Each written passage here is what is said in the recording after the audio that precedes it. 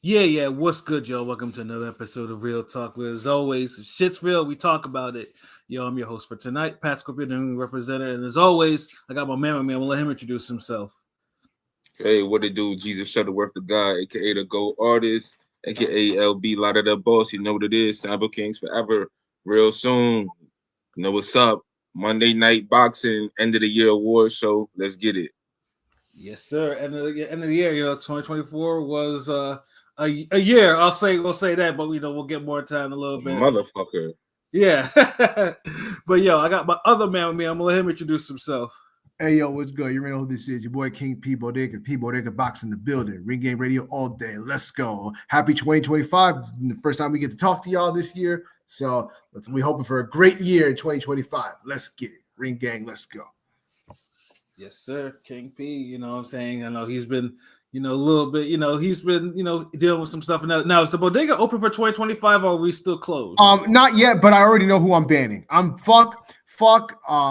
pissed. Fuck you, the College of UT Arlington. They fucked up my 25 leg parlay. If they would have hit, I would have won. Yes, I would have 25 legs. 25 legs. Hold on. 25 legs. If I would have hit, that was the only leg I missed. If that leg would have hit, I would have won $9,986. So fuck UT Arlington and anybody that goes to that team. 25 legs. Like, yes. What the fuck? You played a centipede, nigga. That ain't a parlay, nigga, but it almost hit. It almost fucking hit. I was so almost doesn't I count. didn't even know you could do that many legs. Yes, no, 25 is the max. Cause that shit was, but that would have had that go forever ago. I don't think I've ever done more than like 19 or 18. This nigga said pick games for every week, all weeks, nigga. Bro, for 3 weeks he been waiting for that shit to hit. Fuming. Fuck them. Fuck UT Arlington. Fuck anybody that goes there. Fuck anybody on that basketball team. You're a bunch of fucking bums. Fuck y'all. Did they lose at home? No, but they were still the favorites, so it doesn't matter. Favorites on the road in college is hard. They were going against a team that only won 5 games. Fuck. Jeez, nigga. Like, fuck them, bro. But hold on, if they only won 5 last year or this year? This year. Oh, okay. I don't know what the fuck. Oh, this was one of those damn, like, one of those New York Giants type of games where it's like they supposed to lose. Yes. They turn around and win, and everybody's like, "Oh, fuck." What city were they playing in? Because that could play a part in it too. UT Arlington was 285 favorite. Like playing against who? Tarleton State. I don't even know what the fuck that is. Another college in Texas. This is Texas versus Texas. Fuck Texas. Damn. Like I said though, gambling. Hey, hold on, chill now. You be like. If you gotta cover a fight out there, we sending your ass, nigga. And fuck TOE too while I'm at it. Shout out to the B's and the C's and the K's. Stop being a fucking weirdo. God damn. Damn, you're a New Yorker, bro. Yeah, gambling ain't for the faint of heart, and Tio is a absolute. Now I'm amped up. This motherfucker talking about, well, Devin Haney, you ain't even black. Like, the fuck are you talking about? Like, who the fuck are you to say anything? Like, fucking cracker. Yeah, New York is coming up. But yo, I got my this motherfucker goes out. This motherfucker goes out with the Spaniard flag. You know what Spain is full of? Fucking crackers. They're Spanish-speaking crackers. I call them graham crackers. Fuck out of here. Yeah, this nigga P, he wilding out. But yo, I got my other man with me. I'm gonna let him introduce himself. Hey, what's fly? It's Conscious Pilot, the West Coast Avenger. New Year, same month, Ring Game Radio. Let's fly. Let's go. Yes, sir. Conscious Pilot still elevating above the clouds in 2025. You dig? And last but certainly not least, I got my other man with me. I'm gonna let him introduce himself.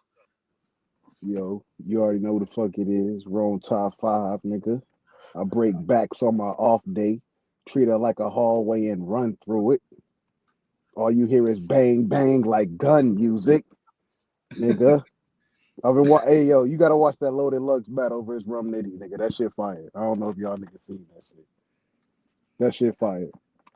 Damn, all the clips on Twitter is about the goddamn what's his name? Easy and Nigga, nobody gives a fuck about easy to block bullshit, nigga. Nobody watches that nigga. But I'm saying like I heard know I heard he like, got packed up. I heard he got packed up. Somebody whooped his ass. No, like. Yeah, I can't forget the nigga because the nigga he was going in on him. I can't remember his name, but that's all the clips. It's like I'm like, damn, like this nigga Easy getting destroyed is more important than Lux, like being being Lux, like shit. No, Yeah, you'd be Lux, surprised. I You'd think- be surprised what gossip be doing. No, that Loaded Lux Rum Nitty battle was like a true tie. Like I couldn't even like both of them really like did their number. Like I can't even pick a winner in that shit. Like I was surprised because I thought Lux was gonna run away with it, but nah, Rum Nitty held his own. I ain't gonna fuck with it. There you go. So yeah, make sure you catch that. I guess I need to catch that too. But yeah, that other shit was all over fucking Twitter and shit like that. It was like fucking everywhere. It actually answered one of my fuckery questions, which we'll go into a little later on in here. But yeah, man, 2024, the year in review, got superlatives, man. 2024. Now this is obviously the first time. Well, boxing is not aired on. Not on a HBO or a Showtime or anything like that. This is basically the streaming era of boxing. The bare minimum era of boxing. With a lot of what you call mixed results. But before we get into that, since we thought of a new category on the spot, Twitter fingers boxer poster of the year. So yeah, man, which boxer annoyed you guys with their fucking Twitter fingers? Fucking Tio. This is easy. Fucking No. Tio. Yeah, I'm going with Devin Haney. Fuck that. Nah. No, I'm going with Devin Haney. Fuck that. I feel like I mean, he was annoying too, though. I ain't gonna lie. No, I'm saying it's Tio, but he took the mantle from Shakur, who had it for 2-3 years in a row. So shouts out to Tio. Yeah. Oh yeah, Shakur had it for a good minute too, bro. Like, yeah. But I think Tio got it. Ryan Garcia was coming for the crown too. No, because remember during that the Cam Mace thing, he quoted me even. Like I posted something and right before we were potting, and then he quoted, but he deleted it. Like he literally quoted a post of mine and deleted it. I couldn't read it. You know what I'm saying? He was. There's levels. There's levels to it. I've always found Shakur kind of annoying, but it's like one of those. Okay, you know what? Just log off. Like, bro, just don't hit send. Like. Fucking with Tio, it's like, bro, like delete your account. Like you are embarrassing yourself. Like it's levels to it. Yeah. Because you know what it is? Because Shakur Stevens is being annoying with the tweets, but Tio just be like racist and just be annoying. Like it's bad enough being annoying, but then you're racist and then you're just saying some off the wall shit that's not true. Like that, damn, like it's just like Tiafimo's tweets just like they commit too much fraud and sacrilegious and just too much fuckery when he tweets. But what do you think about Devin Haney going on an apology tour and this is why I lost tour and always fucking responding to everybody saying he lost? That shit was annoying. That's some whole shit. The nigga did the shit the whole front. year after the loss. That's all he's been doing, nigga, tweeting and doing interviews. I can't front that, but see, the thing is, his pops is a part of that too, though. Like, yeah, he's an honorable mention, nigga. That nigga he's always got a tweet every time I log on to Twitter. I'm like, yo, what is this nigga talking about? First tweet he sees Bill Haney, like, fuck. I mean, that shit didn't bother me more than Ryan Garcia. Now, I mean, obviously this comes after. Yeah, Ryan Garcia was like on another level at that point. Yeah, because motherfucker turned into a whole edgelord and shit like that, saying whatever, and I'm like, yeah, get the fuck out of here.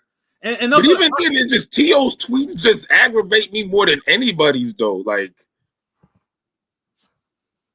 I mean, Tio was Tio, but Ryan was just like, and motherfucker was like, was eating up all the shit that what Ryan was saying. I'm like, yeah, get the fuck out of here. And also, honorable mention to Floyd Schofield's father. Get your own fucking Twitter and stop using your son's Twitter to type your own weirdo shit.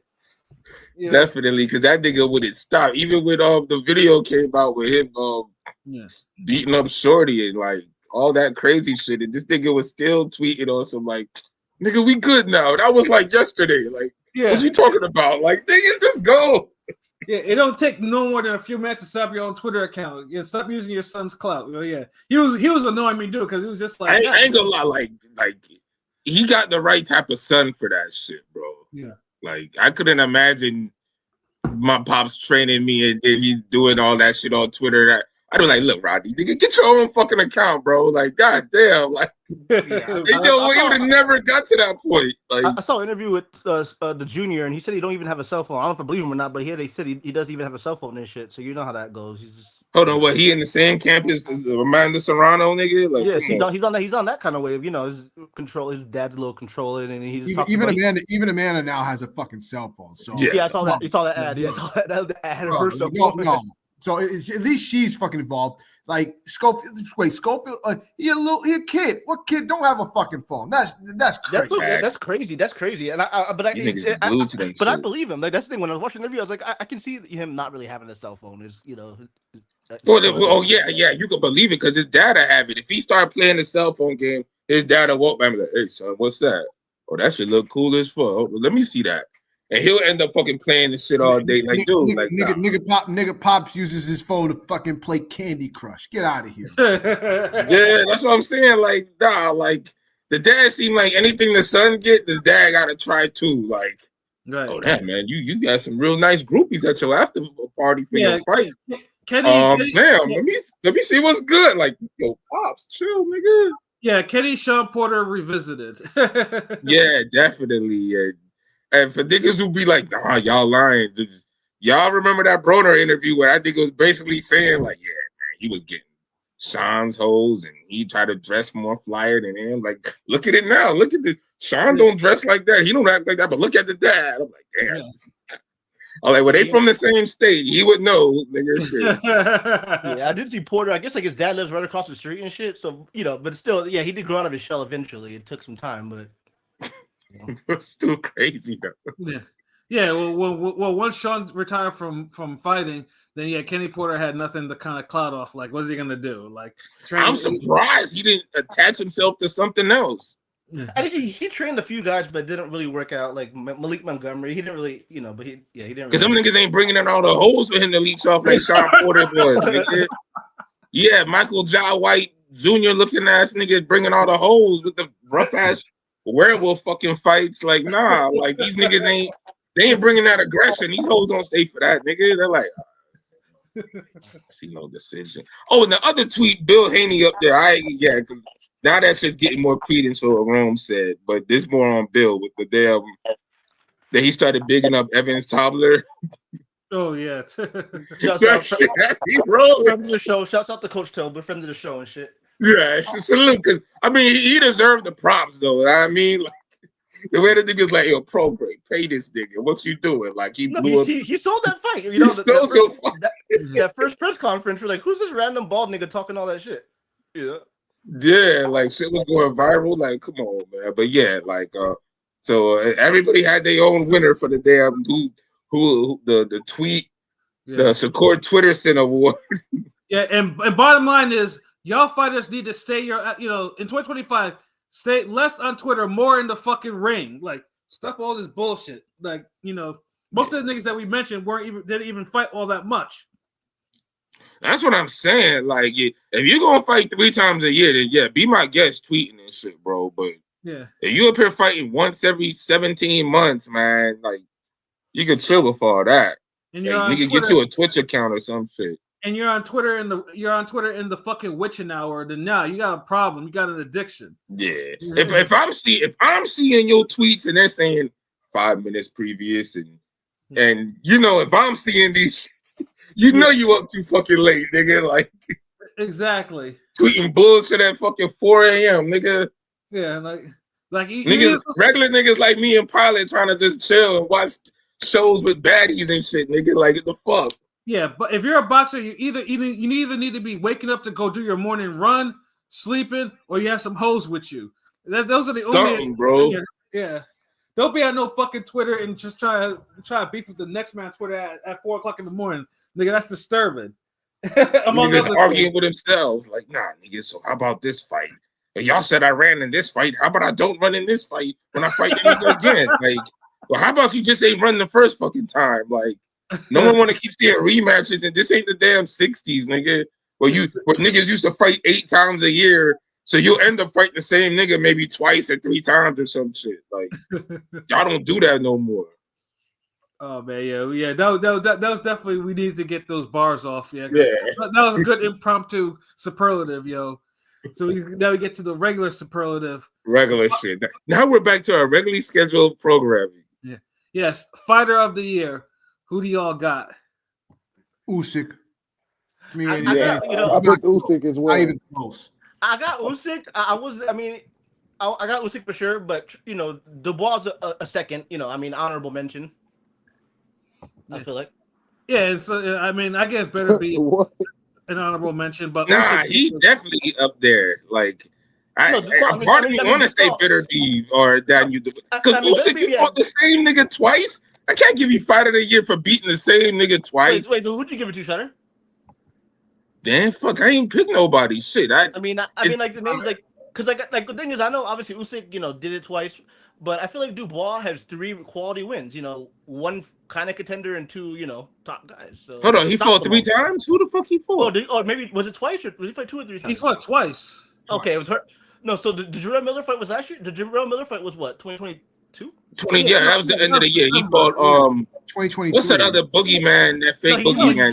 He fought Hergovich this year. Hergovich. Okay, so Hergovich and AJ are 2 pretty good wins. You know what I'm saying? Yeah. And by KO. And by KO. So that's Usyk needed a KO in one of those fights, but then I do understand that he should have got one in that first one, but almost doesn't count. Daniel Dubois. Who else? You was the third name you mentioned. Better Beef. Better Beef with the 1 win. Better Beef actually fighting twice in 1 year is already needs some prop. Bam also is up there for me, believe. Yeah, Bam too. Yeah. Who else did Bam fight? He fought Estrada, and then he fought what's his name? The dude that gave Maloney a tough fight. Guevara. Yeah. So he gets an honorable mention as well from me. Yeah, for sure. Yeah, usually I'm gonna say Better Beef, yo. I'm because stopping Caleb Smith and beating Bivol, that's something, yo. Oh, that was Colin Smith fight was this year, right? Okay, yeah. Okay. Yeah, it was just in the beginning of the year where niggas almost forgot about it because there's so much other shit happening. I was gonna give you shit for me giving Crawford last year, even though he fought once, so that's why. But it's all good. Yeah, nigga, think again, nigga. Haha. Yeah, it was. I think Monster probably because Monster. It was like Monster Crawford, but now it was like Usyk's turn to kind of complete the cipher for this year because Monster's opponents weren't necessarily warranted him for a Fighter of the Year thing, and Crawford only fought once. Yeah. So I can see Usyk. To me personally, it's like it's hard for me to give Fighter of the Year when you fight once or if you fight twice and it's the same nigga you're beating.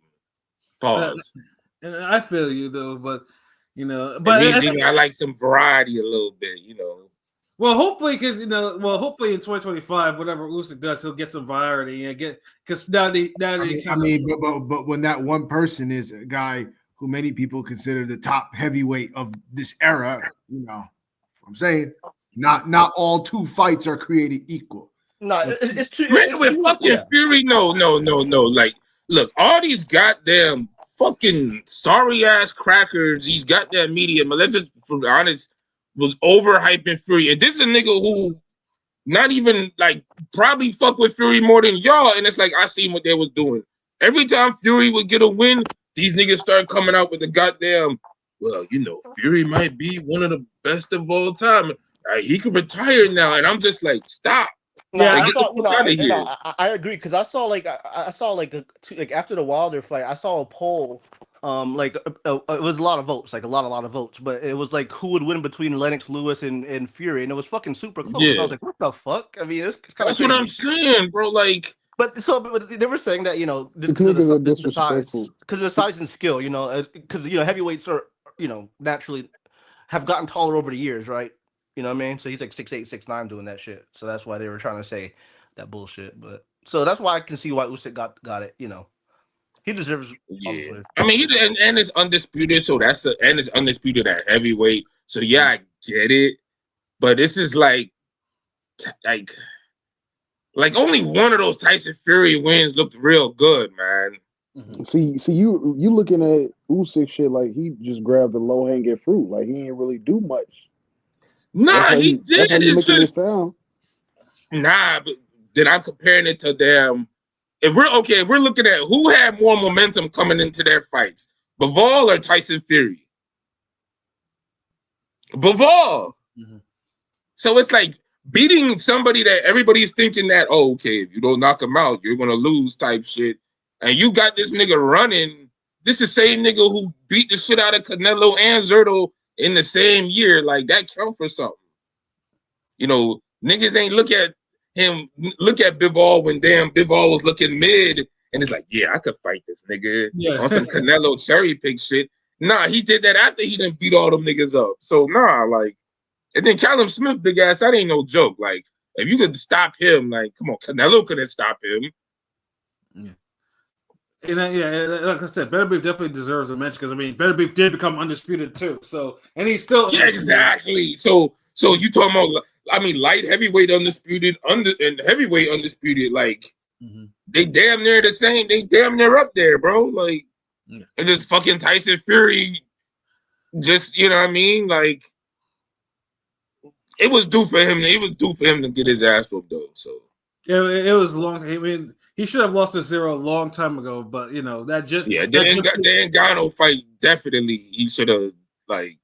Yeah. So it's a lot of shit. Like you know what I mean. But yeah, I mean, either way, like I mean, if you have at least those names, I mean, yeah, I mean, definitely he's fighting. But yeah, I mean, Usyk's probably got the most attention out of everyone, though. You know, we just mentioned though, because now it's just like everyone kind of recognizes what he. I mean, shit, Usyk is gonna be in the and movie. his fights went under the radar too, nigga. Come on, bro. Like, especially the second one, man. What's that? I said, especially the second one, man. Yeah, I mean, how to be fighter of the year when it's like no one heard your album type shit. Like, I mean, I was in Jamaica, so I mean, I was just watching it faded, so it was an experience. This nigga. But yeah, though, I mean, yeah, definitely those names and everything like that. Hopefully, though, we get some more names in 2025, and you know, someone that's like, you know, again, more people need to fight. You know, stop Twitter fingers and you know, get your asses in the ring. Get these fights scheduled. You know, saying the beginning of 2025 is looking like the beginning of 2013 for all these cancellations and movies. Hold on, let me hit up the comments real quick, because I see it's getting deep. Pause. Damn, it's 7:02 was in here 2:33 a.m. Can't wait. Yeah. Salute, Rob D. What's happening, Ring Game fan? Happy 2025, yes sir. Any Twitter fingers, in my opinion. Yeah, I know. For Haiti, just rub a lot of people the wrong way. Like, damn. Oh, Blazing Killer, what up? Salute. Oh, he said, "Oh, y'all said fight already." Oh, well, we about to do fight of the year next anyway. So you good? Either Usyk, Better Be, or Inoue, leaning more towards either Usyk. No, Inoue did more last year than he did this year. Yeah, he did more in 2023 than he did in 2024. Because he didn't fight the level of opponents this year that kind of was like, well, nah, the Neri was dope, but then, you know, he got caught, cool. So it's like, like, Better Be, like, beat the shit out of niggas without really getting, like, hurt or nothing. Mm-hmm. And beating Bivol better than beating Fury. Yeah, we agree on that. Leaning to Better Be. Okay, yeah, salute. But yeah, what's next on the MRC? Pat, let it go for the symphony. Yes, sir. Fight of the year. You know, and mine was because I was in the house for one of them with Ford and Komatov. Same. That's my pick. It was a fucking epic fight. Even though I did not like getting sweat on me because them motherfuckers was like really like they were punching, and fucking was getting sprayed with their fucking sweat every time every after getting hit every fucking punch. Like this shit was crazy. No, that's sweat. So imagine them Shaq pranks, nigga. you ain't leave with no blood stains, nigga. Thankfully, no. You know what these niggas have? Shit. That was definitely my fight of the year. The finish, you know what I'm saying? Ray Ford was in a couple. I mean, you know, honorable mention to the Ball Ford fight. But yeah, Otabek Komatov was supposed to destroy Ford, and Ford became the puncher. It was like the role reversal. Ford, stepped the game up, and and had the finish of the year too. So that They had that good that ebb and flow too. yeah, that was good. Great ebbs and flow. I had an honorable mention. Hold on, what was it? My honorable My, mention was Ortiz and Bahacek. That was Yeah, the Ortiz Bochuk. I think I gave that for one of the rounds of the year. But yeah, that was a great fight. Wrong I don't decision. know. My fight of the year a little different. Y'all might say I'm wilding. The Serrano, Katie Taylor, and the Jake Paul card. Like Fuck I no, don't that's know. not wildin', nigga. That was like literally That one of was the best fights of the just year. when I was watching it, it was just so much excitement. Like I was literally like you could feel the punches each one was taking, and it was, and then the ending, it was just such a shock. It was just a great fight all around. So yeah, that was my pick. I definitely agree with that. because I think they were the only two that really benefited from that Netflix because people were like, oh my god, these women are bleeding like that, like that was No, cause, they were at war for real. That shit was disgusting Yeah, to watch. yeah, that's yeah. Cause, definitely up there. That yeah. might be mine too. Yeah, that's. Although Now there was something else that was good, I can't remember. Fuck. Bivol better beef too. That shit was a that wasn't really a classic fight of fight. the That year. was good. That's like a That was a notch classic below fight. fight of the year. I mean, It just Fury Usyk one. wasn't No, no I mean Fury excitement. Fury Usyk one was up there too. I think. But I Yeah, still feel like that's a notch below fight of the year. Like it's like the Ford Komatov or what I'm fucking up Komatov, his yeah. name. Komatov, okay. That shit had ebb and flow, it had knockdowns, it was back and forth, like just like Ortiz Boacek was. Yeah, that fight was Yeah, but hard. the Serrano Katie Taylor was just a trade war. They was just Yeah, trading. no, that was good, dude. I'm not nigga, like Serrano Taylor, it was every bit as good as part one, maybe even better because it was just more energy that night. The crowd, the Netflix, just it was something about that fight, man. And then you had Barrios, what's his name, Ramos, right before it. So yeah, like that shit kind of transit. It's like you had a great fight lead into an even greater fight. And then also can't forget Zoo and Fundora. That was a stone cold fight of the year. Like them Yeah, that was niggas a bloodbath fight of yeah, the that was year. a bloodbath. Every fight of the year this year got like different themes. Like this nigga said trade war. And there Then you were got smaller. bloodbath. Yeah, there were a few smaller under the radar ones. I can't think off top, but Yeah, Blaze the Killer Nah, mentioned my Mayor, Michaela Mayer, and Sandy Ryan also deserves to be up there. Like, that was a good I don't fight. know, man. If you look at the pool of women fights, the women fights probably did more. Like, if you like the three biggest women fights were all fight of the years, if you think about that shit. Like the fucking Jonas, Natasha Jonas and Michaela Mayer, that's a fight of the year. mm-hmm. Sandy Ryan and Michaela Mayer, another fight of the year, plus fuckery. And Serrano Taylor, fight of the year, dog. Three Yeah, biggest women's fights, all three fight of the years, nigga. Come on, man. and then It just went under the radar. And Blaze the Killer mentioned another under the radar one, which was probably the first one of the year with Maloney and Sanchez. That one on Top Rank. That one was hard as fuck. Yeah. Yeah, they were throwing. Yeah, so yeah, they were under it, but I think in terms of this year for fight of the years, I think obviously when we do fight of the years, we was like compared to like 2019, where the bigger stars had fight of the years, like they were going on there. Yeah, everybody got it. Like the mid-level niggas, the B class, A class, elites, pay-per-views. It didn't matter. Like everybody at the whole spectrum of boxing got a fight of the year in it. Whereas the last couple of years, it's just been kind of like falling into like B plus. Like a certain part of the spectrum is getting fight of the years. I mean, fucking Ray Ford had two with that, and we can't forget that and Nick Ball. Like that was enough. Ray Ford was a fight of the year machine. Like he him and Mayer, they did it for me. Talking about being in good fucking fights. Like Ford, I ain't gonna lie. I feel like Ford, his perception changed this year. But I mean, I kind of always liked his talent. But I'm saying a lot of people that thought he was boring and trash because of his, previous, his gift and a half. I think he was draining himself, man. Like yeah, he could give his all more now. Yeah, and you could say he arguably won that ball, that ball fight, whatever. But it was, he's still two great fights. So Yeah, I mean, truthfully, if he had won that ball fight, although I think he did win that ball fight, he probably would have been my pick for fight of the year. At least I wouldn't have argued that. I wouldn't have argued that for sure. I definitely wanted to have like he's up there.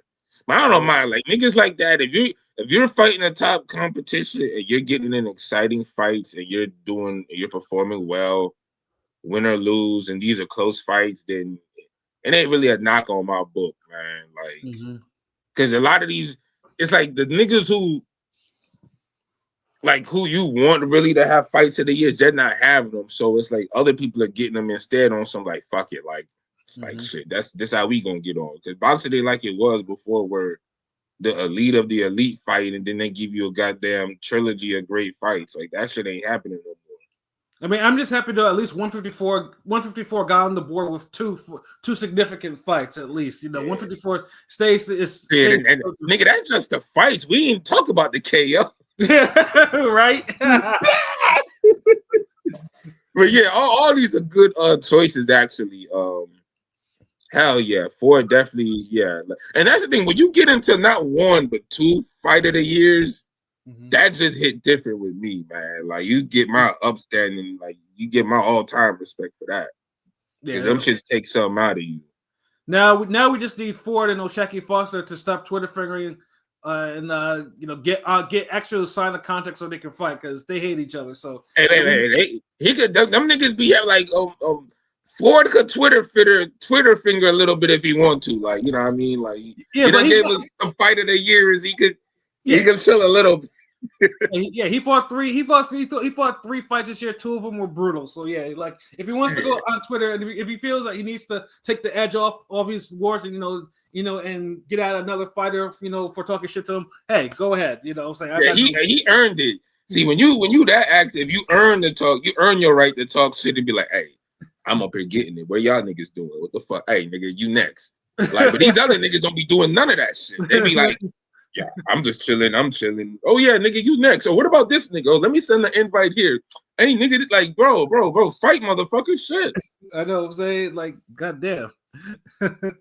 We asking for shit. Hopefully, the fight of the years will. I mean, obviously, next, boxing will probably pick up in a couple weeks or so, give or take. We get. Hopefully we got potentials. Yeah, probably got some potentials for fight of the years with PBC and then His Excellency's card, and who knows? Maybe maybe another Eddie Hearn prospect gets upset in the end of this month. We counting on that. Right, next superlative, round of the year. Damn, Ford might be in this one again. Like, to me, it would be Abdullah Mason, Johan Vasquez, round 1. That was my choice too. Yeah, that was up there. I chose Boachuk Ortiz round 8. I had to look up which round it was, but round 8, where I think where basically Ortiz got dropped, legitimate drop, because he got dropped earlier in that fight, but that was counted as an actual drop, and then he might have, let's say, won that round, but there was that round. I remember that round. You remember that? Yeah. Round. Yeah. He came back firing, and it was like, oh shit. Yeah, dude came back with fire in his eyes, and Bahachuk was starting to moonwalk after that because he was like, "What the fuck?" Yeah. That was a crazy. That was a. But he was robbed. I don't agree with the end. I don't agree with the decision, but that's a great fight. You can't be dropping somebody and then they start putting hands on you and you moonwalking all the time. Like, if you get dropped twice, I can't give. Could you? It's not good, but I mean, I knew that was 5 rounds. I can't give Ortiz 5 rounds. But okay. You can't give him 5 rounds. I know he would need what? He would need 7 rounds, right? If it was, or how many rounds would he need? I mean, he won the last 3 clearly after That's what I'm saying. Like the shit. Yeah, it wasn't all Bahachuk. You can't do all that and you can't, man. It's like how dominant you have to look in order for a nigga to win the last 3 rounds, and you still got a claim to that fight. Remember Haney Linares? That's a perfect example of a nigga winning the last 3 rounds and still clearly lost the fight. Yeah. Now, Linares didn't even score no goddamn knockdowns. Exactly. Now, imagine if Linares actually was competitive in the first half. Yeah.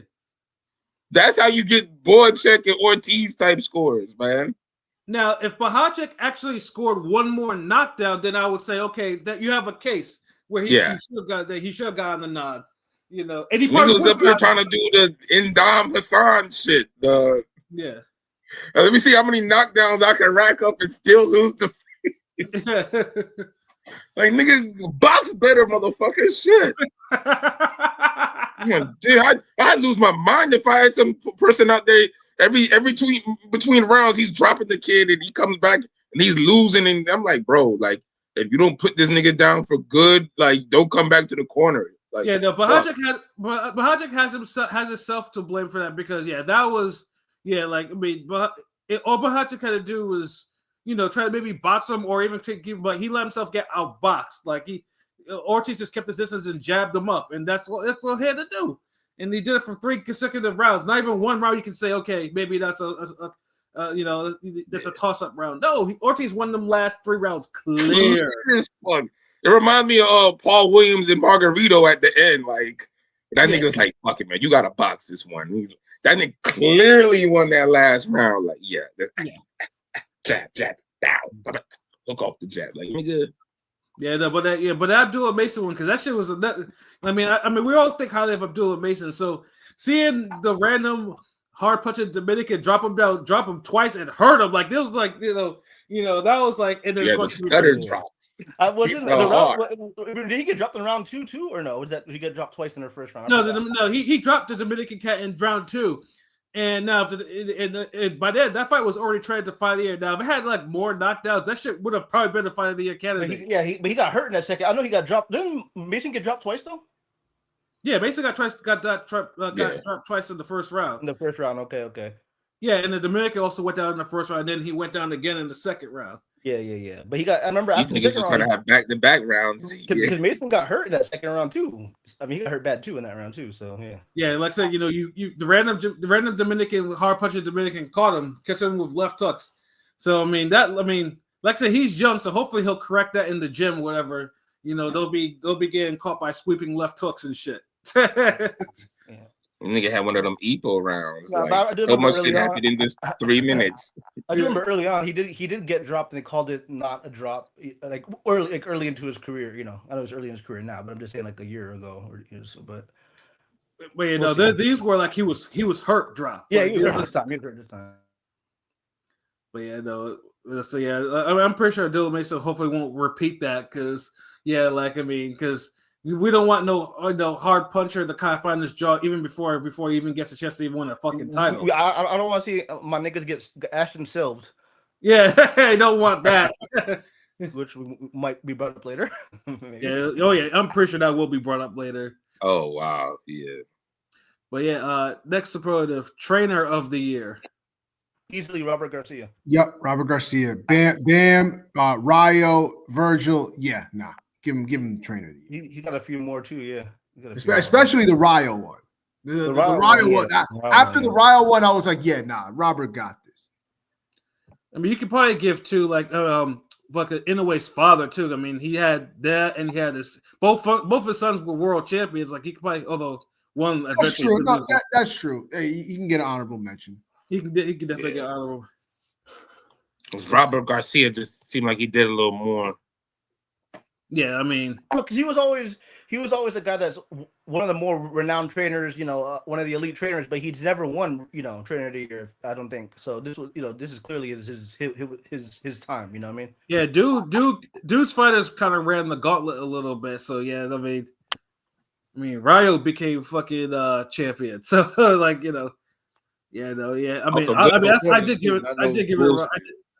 I did give it to him though.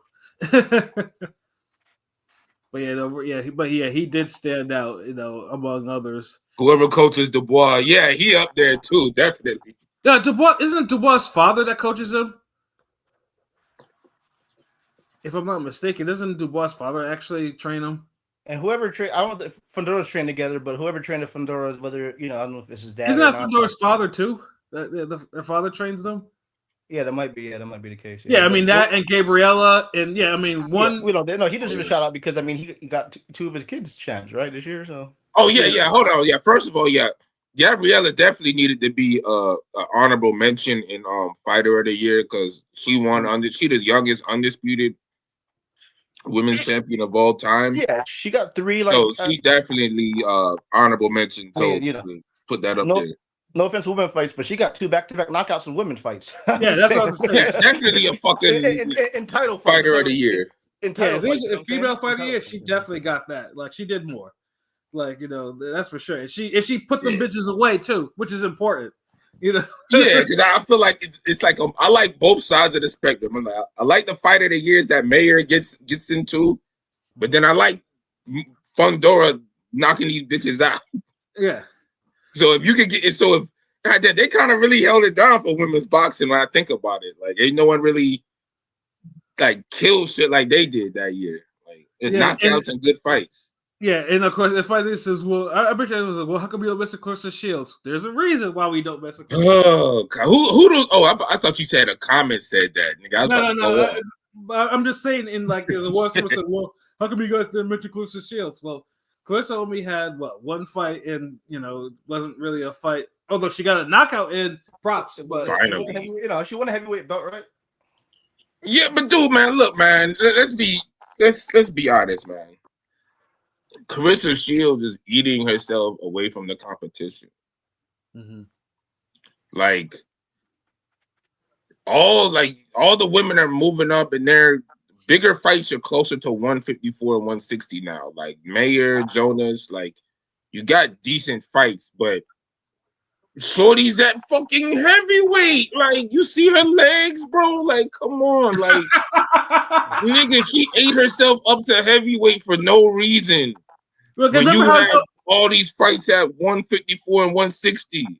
Remember how she said because she didn't want to lose her ass and shit like that? Bitch, do some fucking dumbbell squats. God damn. Like now you got those big ass legs and you don't hit with no fucking power. Like you finally get the reason why she's getting like she's saying she's having the power at heavyweight because those women at heavyweight, they don't have no other women at the gym their size to fucking fight them and spar them and train with. So they gotta fight heavyweight niggas and niggas who are light heavyweights and middleweight niggas, and they taking it easy on them. And the heavyweight and anything above 168 for women's, the talent is very, very scarce. That's another thing too. The talent drop off. So you having women who just they becoming boxers because they just hang at the gym long enough, and the niggas like, hey man, you come here every day. Why don't you go pro? Like, yeah, like you're not finding people like the women in the lower classes who like, okay, I was amateur ranked, I was Olympic trials, this is that, lower amateur champion, this belt level, regional, this. Now you're not getting that with these broads as damn over 168, like he said. Yeah, I mean, bigger women.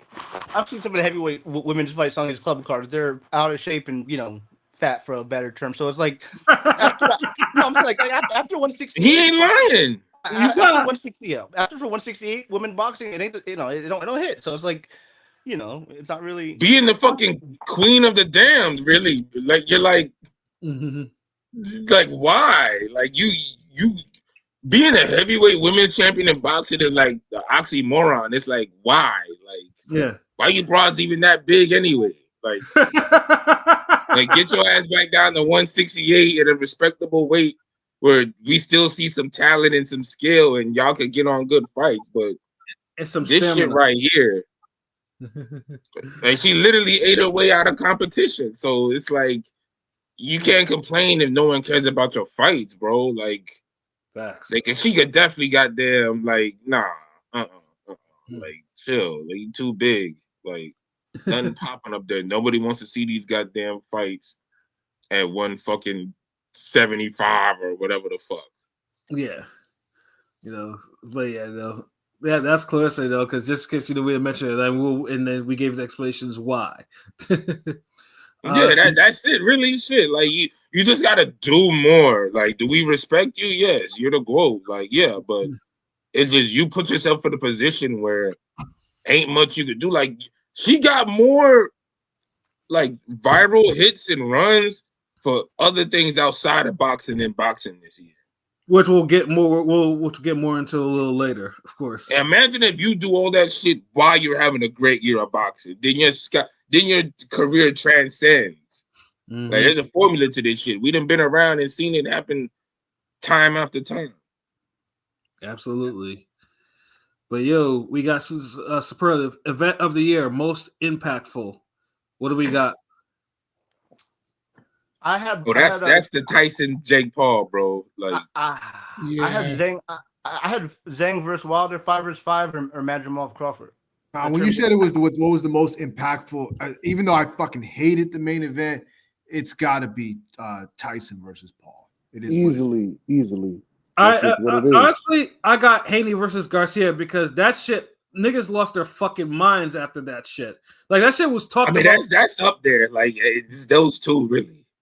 Yeah, I mean, like the aftermath of that shit. I mean, it's still like mentioned about fucking Haney is living in is pretty much his name is because he's still because of that shit. Because niggas still keep posting memes of him getting knocked down by the left hook and shit like that. You know, and Ryan Garcia never going away. Yeah, that's what I'm saying. That's never. I mean, that's not. That's pretty true because the Tyson shit really came and went. Once niggas realized what it was, niggas really stopped talking about it. But that's how but that allowed the Taylor Serrano fight to damn get its proper shine too, and then that brought on the whole Clarissa Shields fuckery with Cam, and as King P later mentioned later how the Papoose shit was evolving then. Yeah, the shorty knew all the damn Cam jokes from 20 years ago. Like, nigga, come on. Like, how you know about Rucker Park? But yeah, I think good. Obviously, the Netflix and Haney Garcia are probably the two. I mean, and I know, like, I mean, the 5-on-5 shit. I would say it's impactful. I mean, in fights, yeah, I mean, absolutely. And Crawford Madrimov is kind of a mixed bag because it's like, you know, I mean, because only one thing went viral off that, and it wasn't the main event. I mean, but Cole. I had that for the next one, but yeah, I know what you mean. But I thought it was pretty. It was a stacked card, you know what I mean? So yeah, I mean, in terms of because it had the buzz, you know, in terms of like because it was a card that hasn't been made in quite some time, but I mean, it had the hardcore buzz, but the concerts and the TV giveaways with all the other shit kind of killed it, and the shit ran for like 10 hours, nigga. Yeah, it was. I think because I was at a family reunion watching it. You know, I was at a family reunion watching it, so I feel the way about it. But I know what you mean. I know. It wasn't really, I feel it. But yeah. I mean, I think it's part of those two. But yeah, the next superlative card of the year. Yeah, the 5-on-5 shit I had, and the first PBC on Prime card. Yeah, the Fundora Zoo card was stacked. Even the YouTube shit was fire. Every fight was fire, and even fucking having Laura on that shit, but he only lasted 2 rounds, so that was perfectly acceptable. And he scored a brutal knockout. That's my choice as well. You know what's funny with the Fundora Zoo card? I was watching on YouTube the prelims. They ran like at the pay-per-view part on YouTube for like 2 or 3 fights. It was like they fucked up. Amazon Prime. Well, that's good. I mean, they got some good fights. And so it was never supposed to be on fucking they ended up cutting it off. They ended up cutting it off. I was like, oh damn.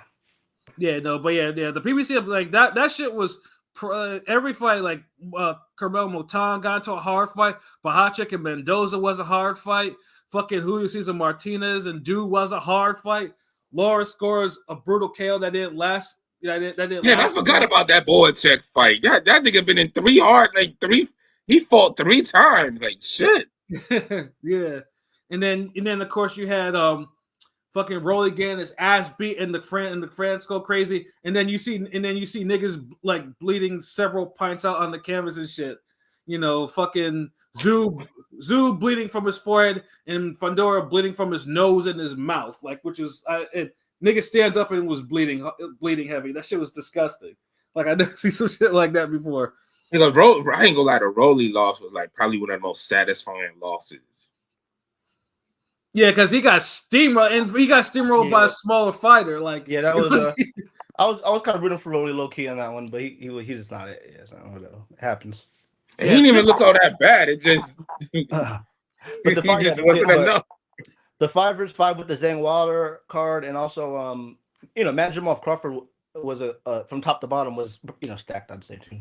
Yeah, the 505 card, I love that fucking card. That 505 card was like, yeah, that shit was dope as fuck. Like that's why I like the concept. Like, get some more.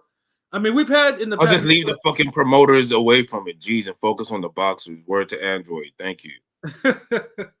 And I don't want to hear fucking Eddie Hearn talk any fucking more. Good God. Well, I mean, that was the fuckery because that motherfucker had a hard intro for his team and they all got washed. That was pure fucking. But yeah, that's what I'm saying. He don't deserve to talk no more. Like, if he can watch that bad, nah, nigga, you shut the fuck up. don't Suge Knight and P. Diddy your way into damn interviews and shit, nigga. Like none of y'all should even be talking. Like, nobody on Hearn's side should even be talking. Just fight, because like niggas is up here making highlight reels of whole matchroom fighters getting stopped. Facts. Niggas is counting that shit off. Niggas getting a number while their body dropping. Like, motherfucker, really? Now, that's embarrassing. Yeah. Now that 5-on-5 originally, if before Better Beef went through on that card, that probably would have been probably the card of the year. Like but it didn't need to be, bro. Like, Better Beef involved needed his own damn. I don't even like how they overstacked in the rematch. Well, the rematch, I mean, they stacked it with poor fights, except for one, except for two, really. Hold on, what are we talking about? Better Beef or Bivol, or? Yeah, you said you mentioned that they. But don't they got Parker Dubois on that shit? No, the original 5-on-5 shit. Yeah, no. Oh, okay, my bad. I'm mixed up because I'm comparing it to the damn. The card next month. You talking about the card next month? Yeah, the card next month. That's stacked as hell. Yeah. Yeah, but the card, 5-on-5, and then also the one free PBC card wasn't bad too. The shit had, I mean, the shit was dope. Like, I know the middleweight fight in there was dope, and then of course Zoo, and basically if Zoo is on your card, PB, you got yourself a quality card. Like if Zoo's on there, it's quality because that motherfucker had a horrible 2024. Goodness. Oh man, like. And he paid for it with his blood and his equilibrium. So, yeah. Jeez, that nigga got the hardest. Like you may as well. Wow, the next topic, then next, because they'll get depressed and start talking about his career. Yeah, I'm saying. Say that for another superlative category. Yeah, best comeback of the year. I had Leo. I had Leo, but shout out to Dubois.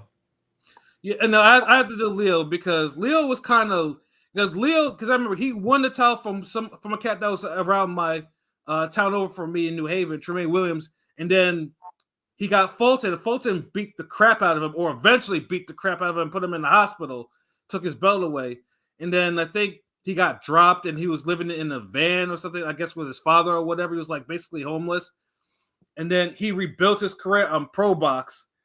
And then he goes on top again, and he one-shot KO a cat that probably should have. I mean, he probably ended his career too. On top of that, See, that's why I'm gonna give him his props. I can't give him. The ball basically won this category to me. Like 2 KOs over niggas who was supposed to beat him, and each win I give it to Dubois as well. Keeps getting bigger and bigger. Leo, that's really more KO of the year because that KO was serious. Whenever you knock a nigga down and his leg goes up, you KO a motherfucker.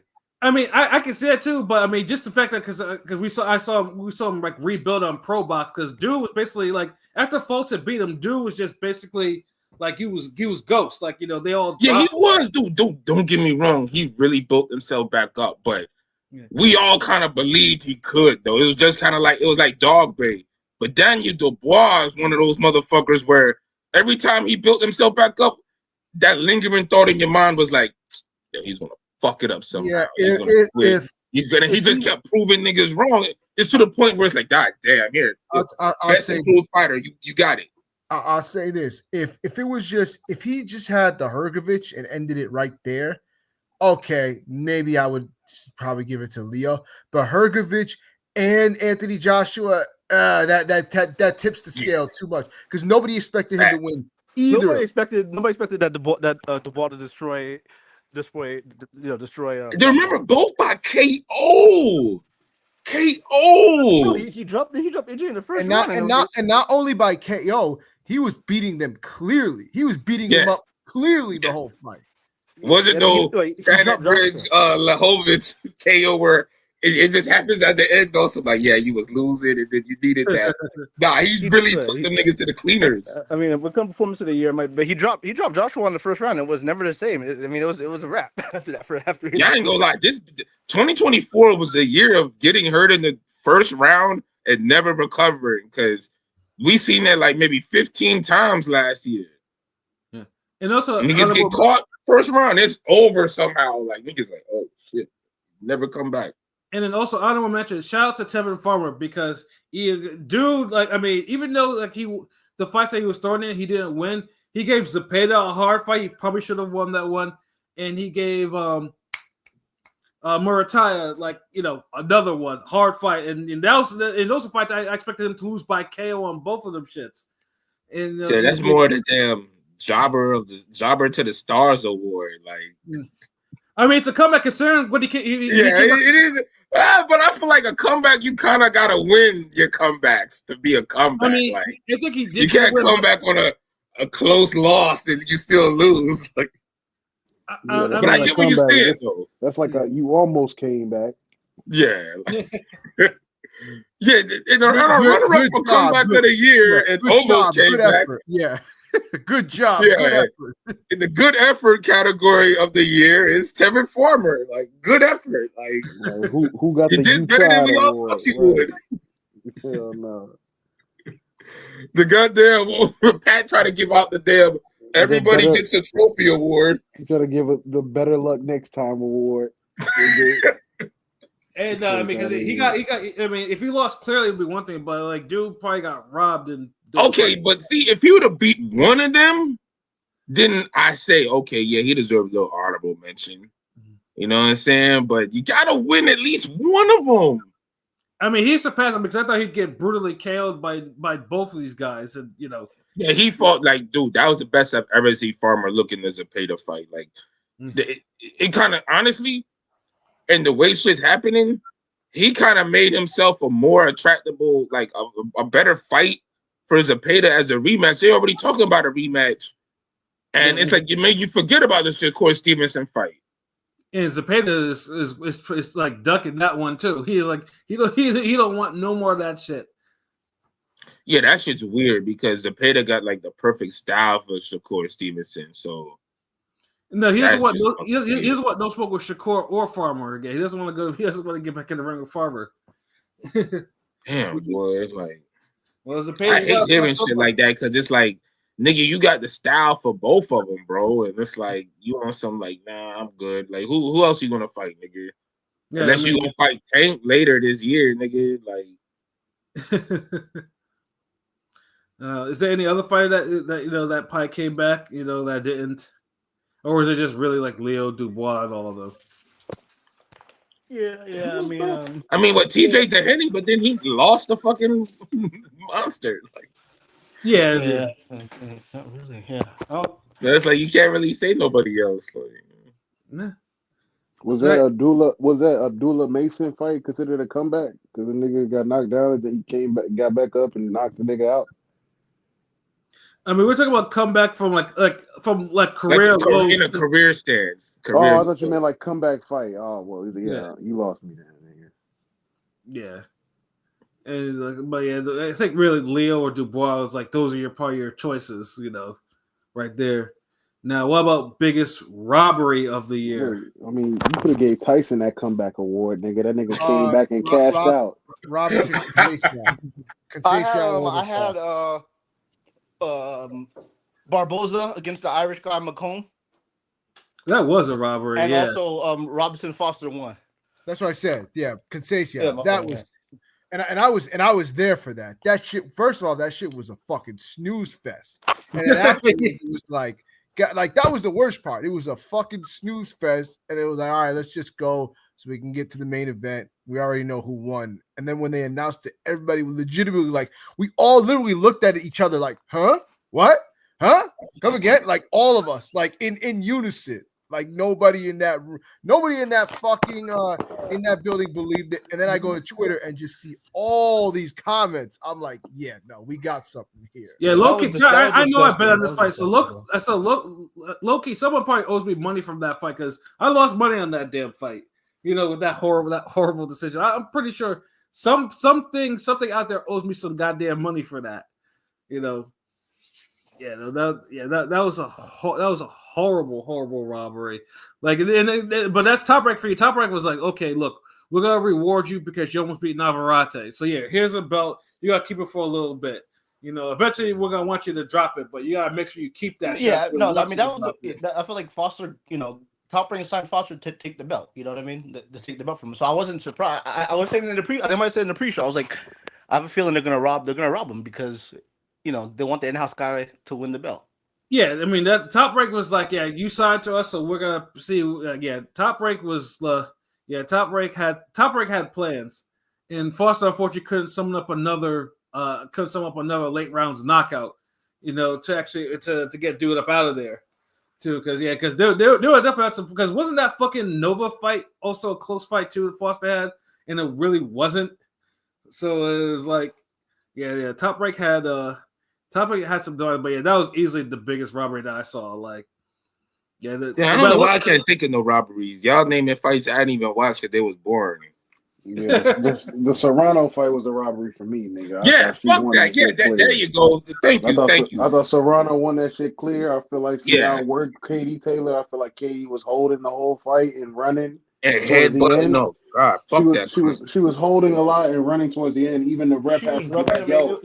Even the ref was like, "Yo, bitch, if you and it took a point too. If you hold her again, I'm taking a point." And they took a point.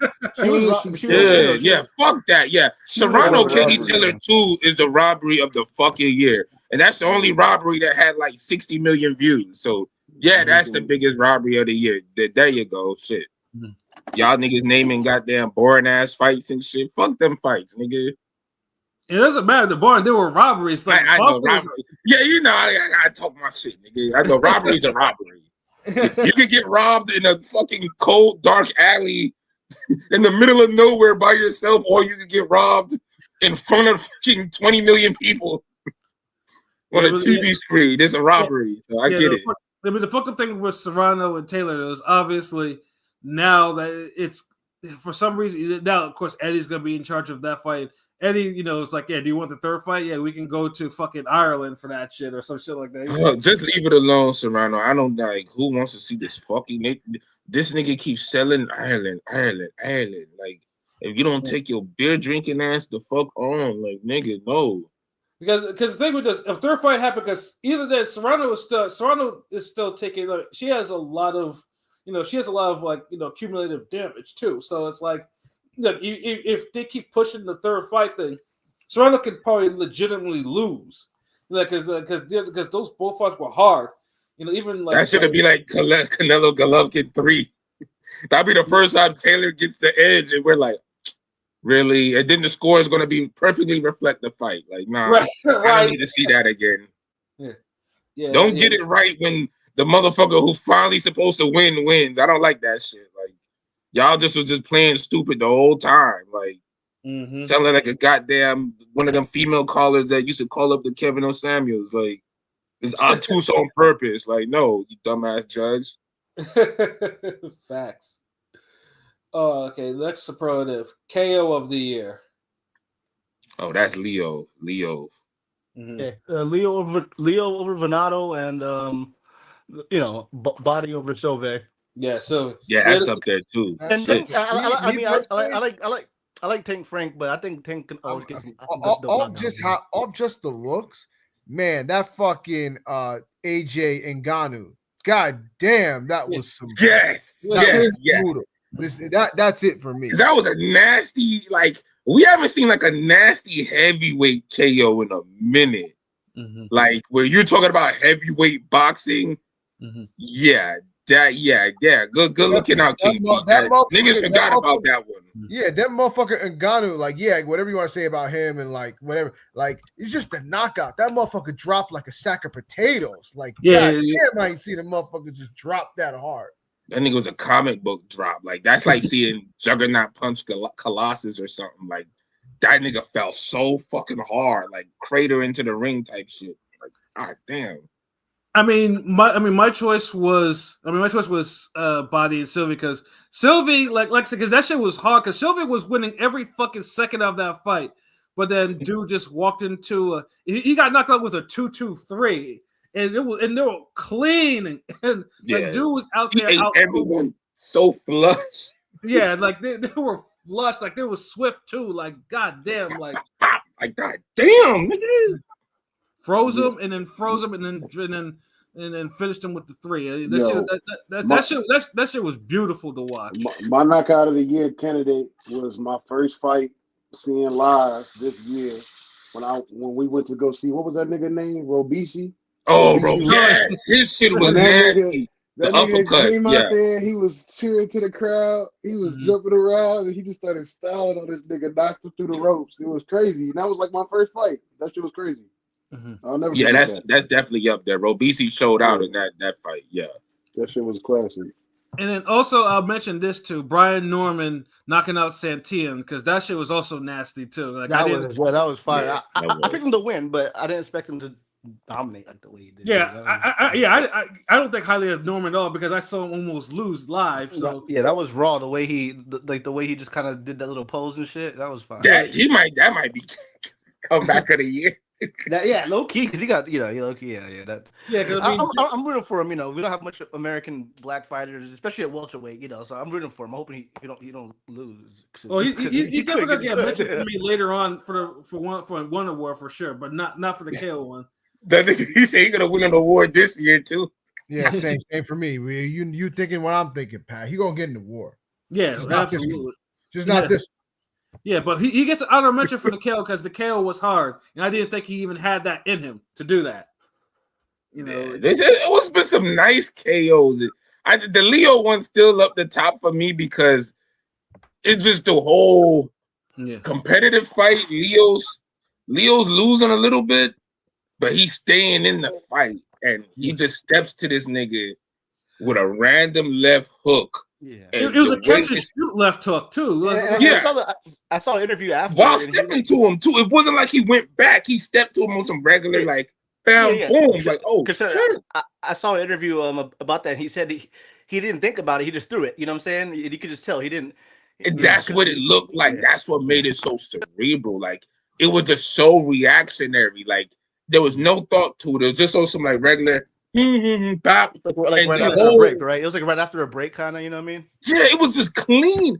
And when this nigga dropped, like this nigga foot went in the air, like bro, like how your body here, and then it's your leg up here. That shit killed me.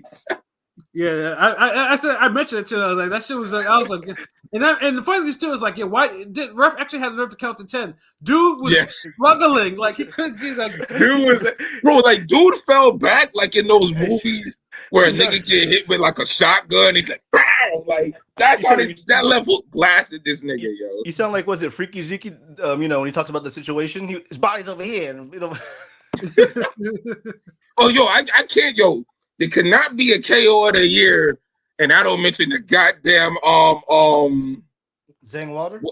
No, fuck no, nah, that bullshit. Like, nah, nigga. Monster Neri. That's up there, but there's another one. I feel like Inoue and Tank. It's the worst. It came from the worst defense of the year. The Bakoli one. No, nigga, that was the Devin Haney, nigga.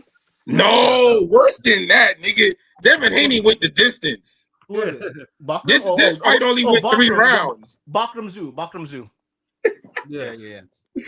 Nigga, that's my KO of the year. That's my performance of the year. That's my ass of the year. Performance of the year. They didn't give him performance of the year. But no, that was just fucking vicious. Nigga, what you like, man? I ain't never seen somebody just land so many destructive punches cleanly in a short amount of time. I mean, niggas would call him Murder Live, bro. Like, murder. Nigga was murdering him. Like, No, dude. what we call it. Yeah, we copyright that. Murder merch, nigga. Yeah, like He was beating the shit out of this man like that. That's definitely a KO of the year. That's just sad because his, Costio was there for the first time. But hey, that's boxing, man. That's it don't work out like that's some heartbreaking shit. It ain't a fairy tale, nigga. It ain't no fairy tale. Yeah, and of course it reinforced again that 154 is not a division to be fucked with. It's a hard division. Like, niggas catch fades in there. They get faded. They either get the fade or they get faded. Like, it's either man, did he get faded? Yeah. What up, Miss 702? Salute, Miss 702. Happy New Year. Yeah, Murder Live, Like, I mean, now we want him to get back in the ring now because it's like, come on, like we gotta keep that momentum going. Like, you gotta hopefully PBC. We can't forget about Mungia either. That's another one up there. Yes. Easily one of the KOs of the year. Surak, Sarasi, Saras, Bruno Saras. Dude, a legit one punch clean KO on some like get the fuck off me. The bow just nigga fell back. That's another nigga who just fell back. Yeah.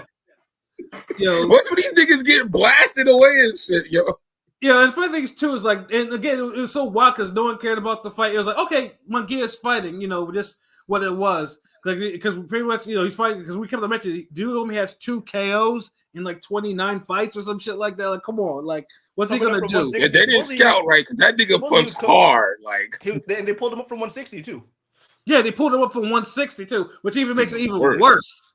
That Mungia. I mean, it could be a couple of things. I mean, Saras landed the perfect punch, and Mungia got his chin is getting worn down from taking all these shots from. I agree that I think it's both of those actually. Perfect shot, a nigga who's been taking shots from the world's finest damn C+ and B- fighters. Like, that weighs on you, bro. Yeah, and Mungia got defense, but it ain't the best defense. But you can tell Saras had that game plan because he kept luring Mungia on the ropes the whole fight. You know what I'm saying? After he got dropped, he kept luring him on. Like, he was waiting for that shot, and it worked. Then Mungia always be damn. He'll go back sometime with his hand down, or he don't go back at an angle. So when you do that, like I guess the easiest way to say this is if you present a certain window while you're boxing and you keep doing it over and over, the level of fighter is going to pick up on that window eventually. They're going to see it's like a video game where you got to do an input at a certain time before the damn shit is done. Like, you got to hit triangle while triangle's going on the screen. Yeah. Oh, and that's how that shit was. And that actually reminds me too. It also reminds me of that Top Rank KO where one of the top ranked prospects, Alan Kid Garcia, got KO'd by a cat that only had 1 KO. Oh, yeah, Kid Candice, right? That was crazy. Yeah. And that was after his Kid Garcia's mother, who was the trainer, was like, move it to the right. And so he did. I remember. God, that was nasty. That wasn't after. That was during. Like that he got knocked out when they were interviewing her. That's what it was. Yeah, he's right. I remember that shit. She was like, no. And she was like, oh my God. It happened right when she was getting interviewed. Like, and that shit was brutal. Like, you see the look on her face and everything. That shit was like some Jurassic Park scene. Like, a raptor got to a nigga, you couldn't save him, you couldn't pull him out the truck. Like, no, like that, damn. And fucking dude didn't even know what dude was so surprised that he could barely celebrate properly. Dude ran around the ring the opposite one way and then the other way. Then he made the cross on his chest. Then he went down to his both knees and pounded the canvas like with his glove and shit like that. I'm like, goddamn, he did like 3 different celebrations for it. Like, I think he's like, he was surprised, yo. That's why we watch boxing, because you'll never know what's gonna happen. Like, I've never seen a nigga celebrate that hard, but he got mixed up with his celebrations. He was like, damn, I want to run this way, that way.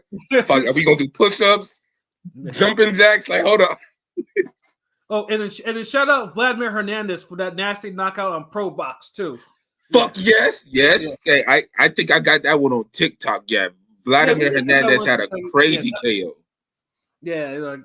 There were some good KOs this year. Like, there was some. That was really the thing this year. The KOs, like niggas was getting soul clapped and KO like shit. Yeah, and of course, Bacoli and Jared Anderson, of course, yeah, that I mean, Yeah, brutal. that's definitely up there. Like, then what's that nigga? The Hayato. He had a good stoppage. Yeah, And that nigga, he was doing the fucking PJ called it the crouching tiger hitting the overhand right. Nigga was like, yeah, I know what you're talking about. I mean, and also the tank Davis over Frank Martin was pretty cold. But I feel like with him in a way, you can always give them a KO of the year. Them niggas are just Yeah. So. It just come down to the opponents. Like Frank a good opponent, but like in Tank that was a good knockout. But compared to like some of the other shit that's out there, like it might not. Yeah, for sure. It's still probably be a top 10 though. I ain't gonna lie. Yeah, it's up there. It's up there. That's like with Inouye shit. That nigga he did the uppercut, then he threw the right hand with the same uppercut hand. I saw a side by side like GIF of the Tank and Inoue knockout, and it looks pretty similar. Of him and of Neri, and it was like very a 3-punch towards the ropes corner. Yeah, more people need to throw combinations like with their one hand though. I think that's been missing lately. Like someone like there needs to be more knockouts like that. Roy Jones used to be doing that shit a whole lot. I was gonna say, I mean, there's a few Roy Jones ones I could think of off top. Really. Yeah, we got to go back to goddamn 1997 type shit. Like, yeah, Roy Jones, like, yeah, you knew niggas pick it up, bro. Yeah.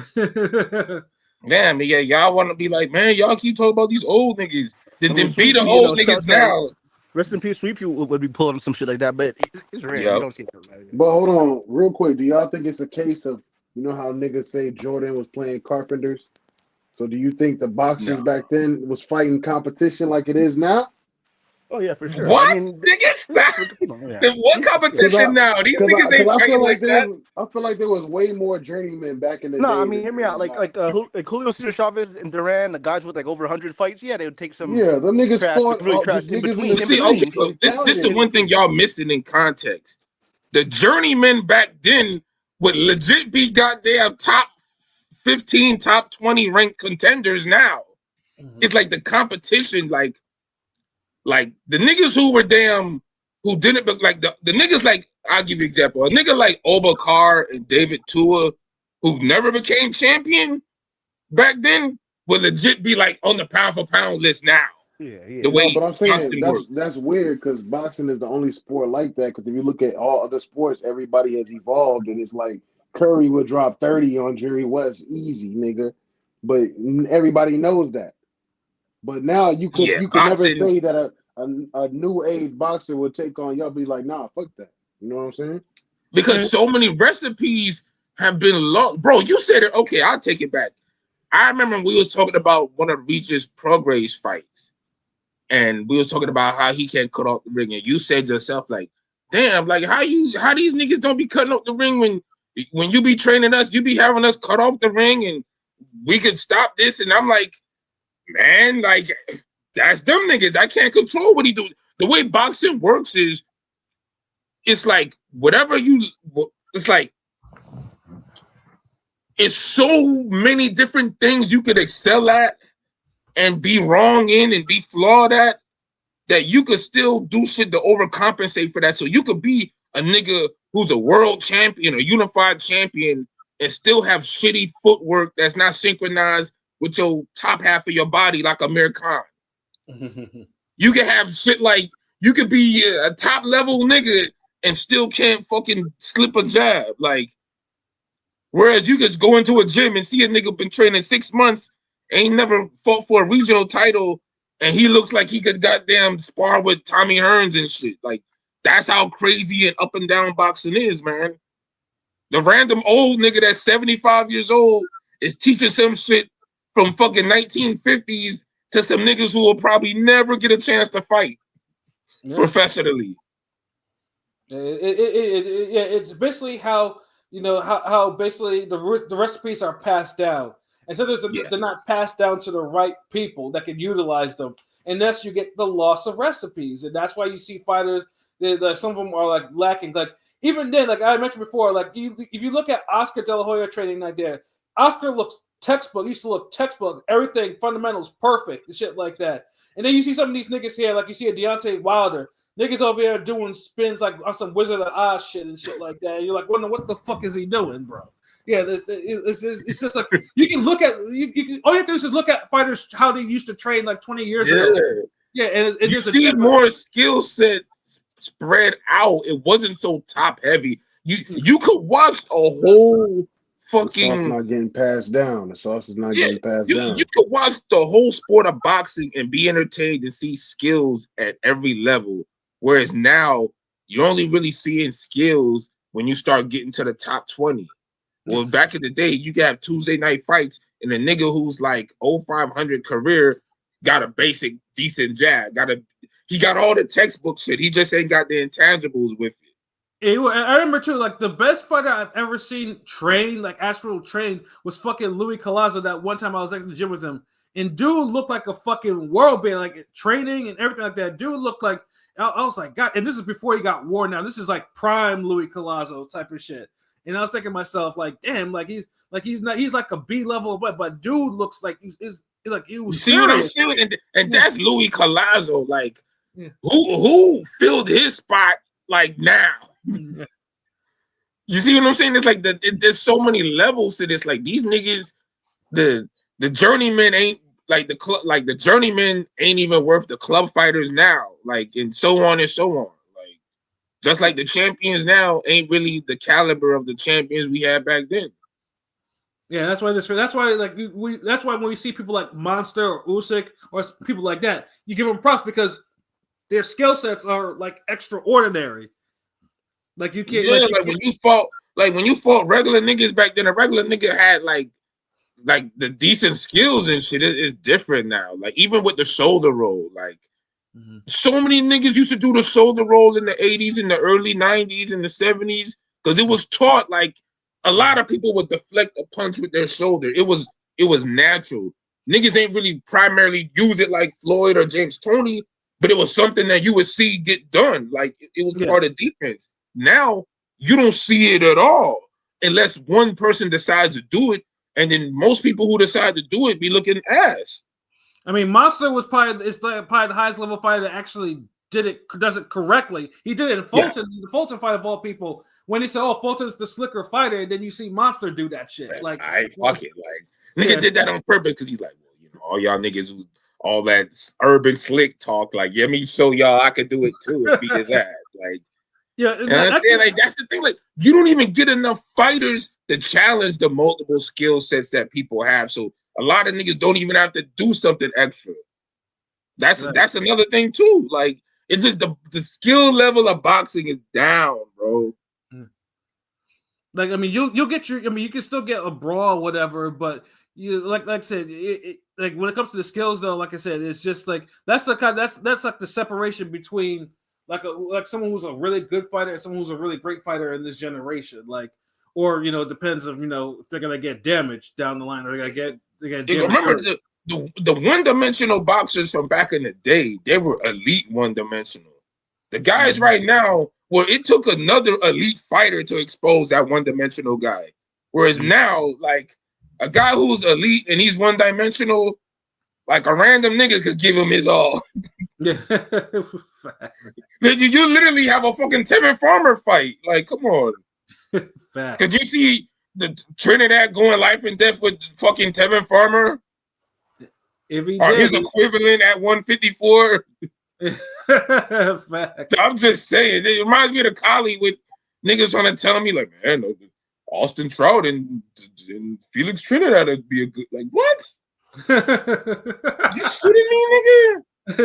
I like Austin Trout, but god damn, bro, let's not just start saying anything. Facts, yo. And that's actually a good segue into, because we're talking about performance, best boxing performance of this year. What do we got? I had Bakram. I mean, I had the Bakram over Tim Tszyu and the Dubois AJ. I mean, I had Usyk Fury 1, and then shout out to Bakoli, Jared Anderson. I was literally just about to say Bakoli. He beat the shit out of Jared Anderson. Sent him tumbling down the cards. Now he gonna be fighting. He gonna be fighting third on the cards. Yo, hold on. I gotta speak on that real quick. That's punishment.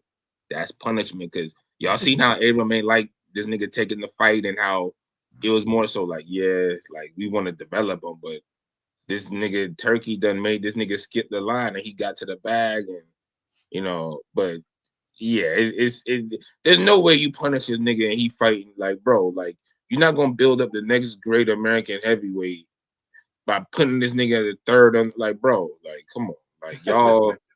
I don't like little shit like that. Like y'all always do that to niggas, man.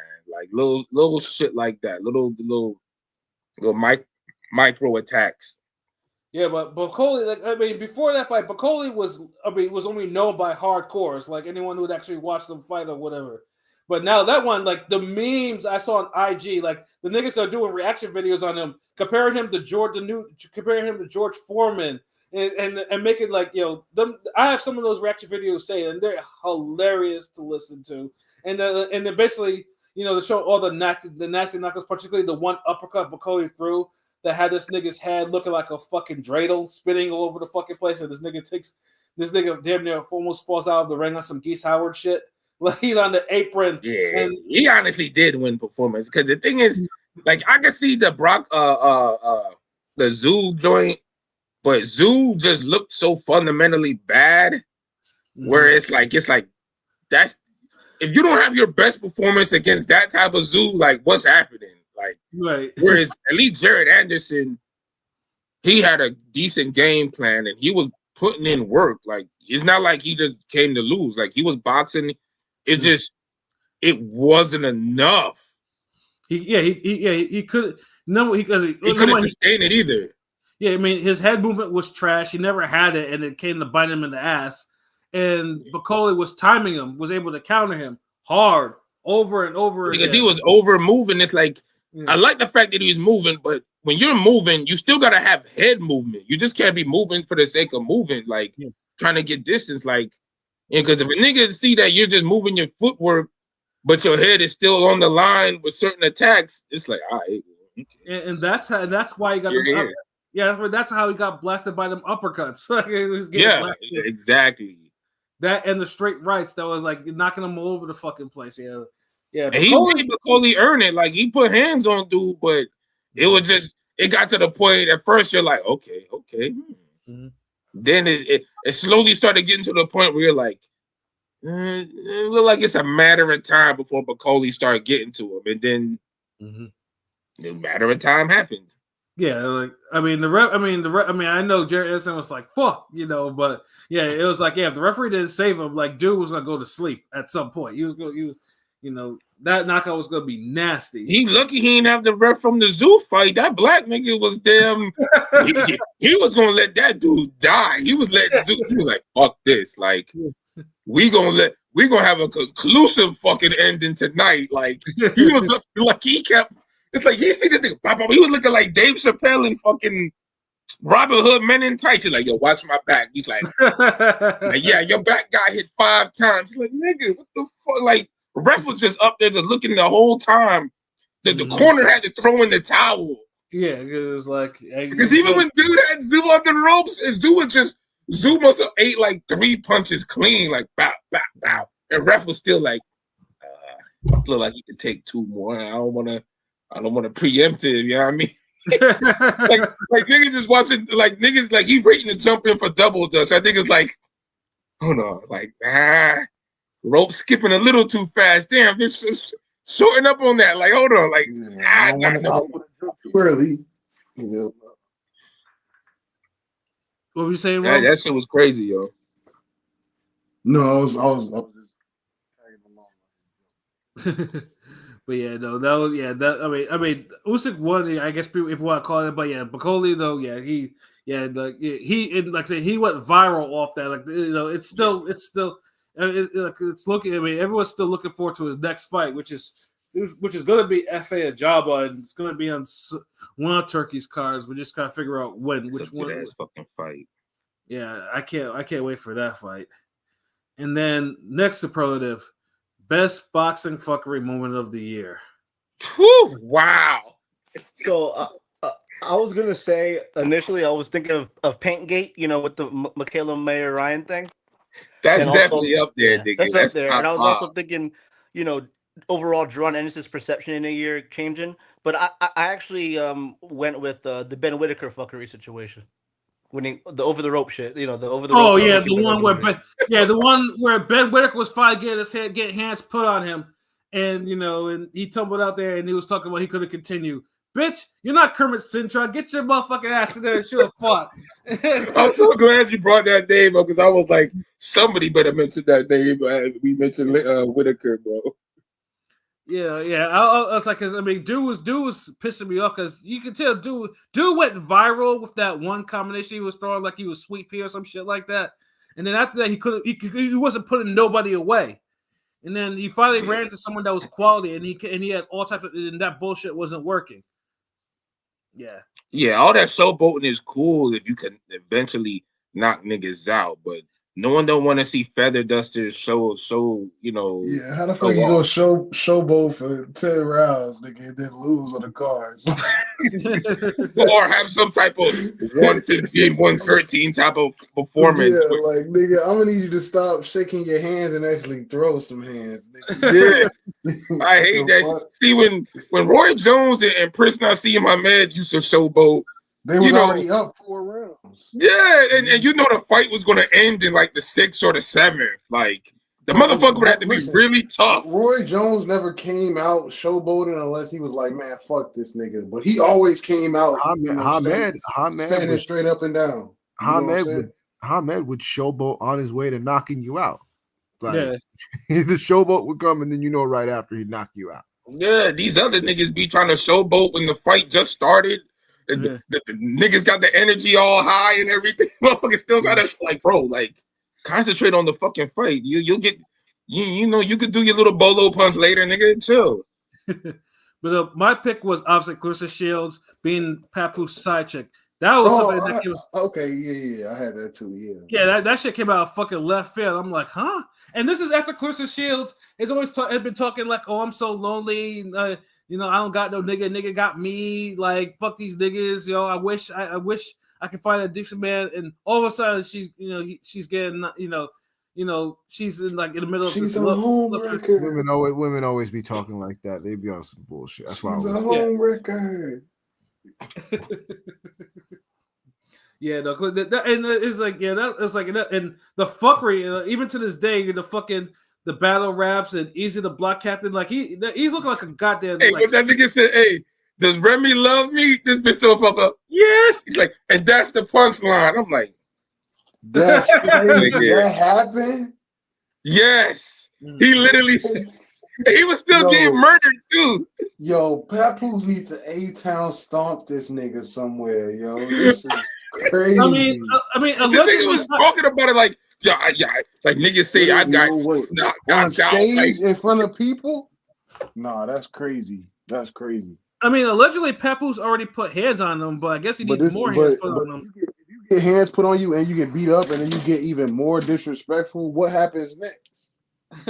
I don't think there's nothing else Papoose could do to this nigga. Like, well, what fucking Uncle Murder said? This nigga Tubi look like this nigga Easy look like Papoose on Tubi. Yeah, he died on that rapper. But yeah, because he just said the shit that we all said. Like, damn, all these niggas got a type. Like, this nigga look like the Dusty Papoose, and it's like this nigga said, nah, he the Tubi Papoose. Easy. Yeah, and then also like Clarissa pretty much threatening Remy that she'll beat her down and shit like that. Like, yeah, the fucking she leaked her phone number. Yeah. Didn't one of them reveal Clarissa Shields' phone number too? Like, yeah, that was Remy when she was putting up the messages.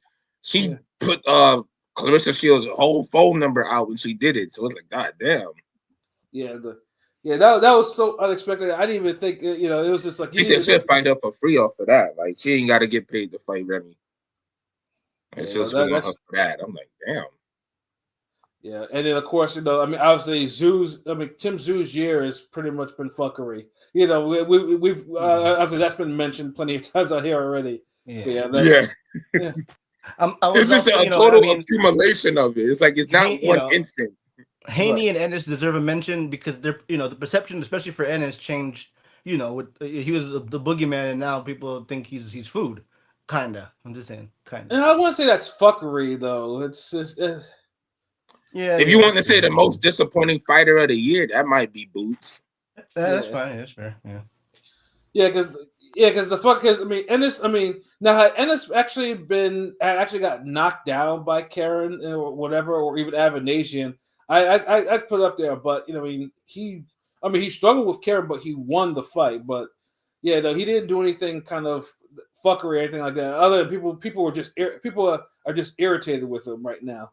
Yeah, that's what it is. It's like when motherfuckers is kind of sick of you, everything you do is like monumentally bad. Like it's overrated. It's like, oh God, like that's why. But if you want to say like lower level, just because like Zoo is the accumulation, but Zoo on the opposite spectrum because it's like so many bad losses in 1 year, like in performances. Like his career might never be the same.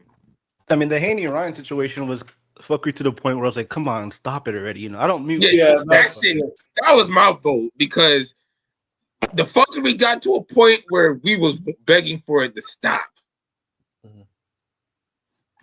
Yeah, remember we had the fucking world. Ryan Garcia went on the world tour after Crawford popularized it.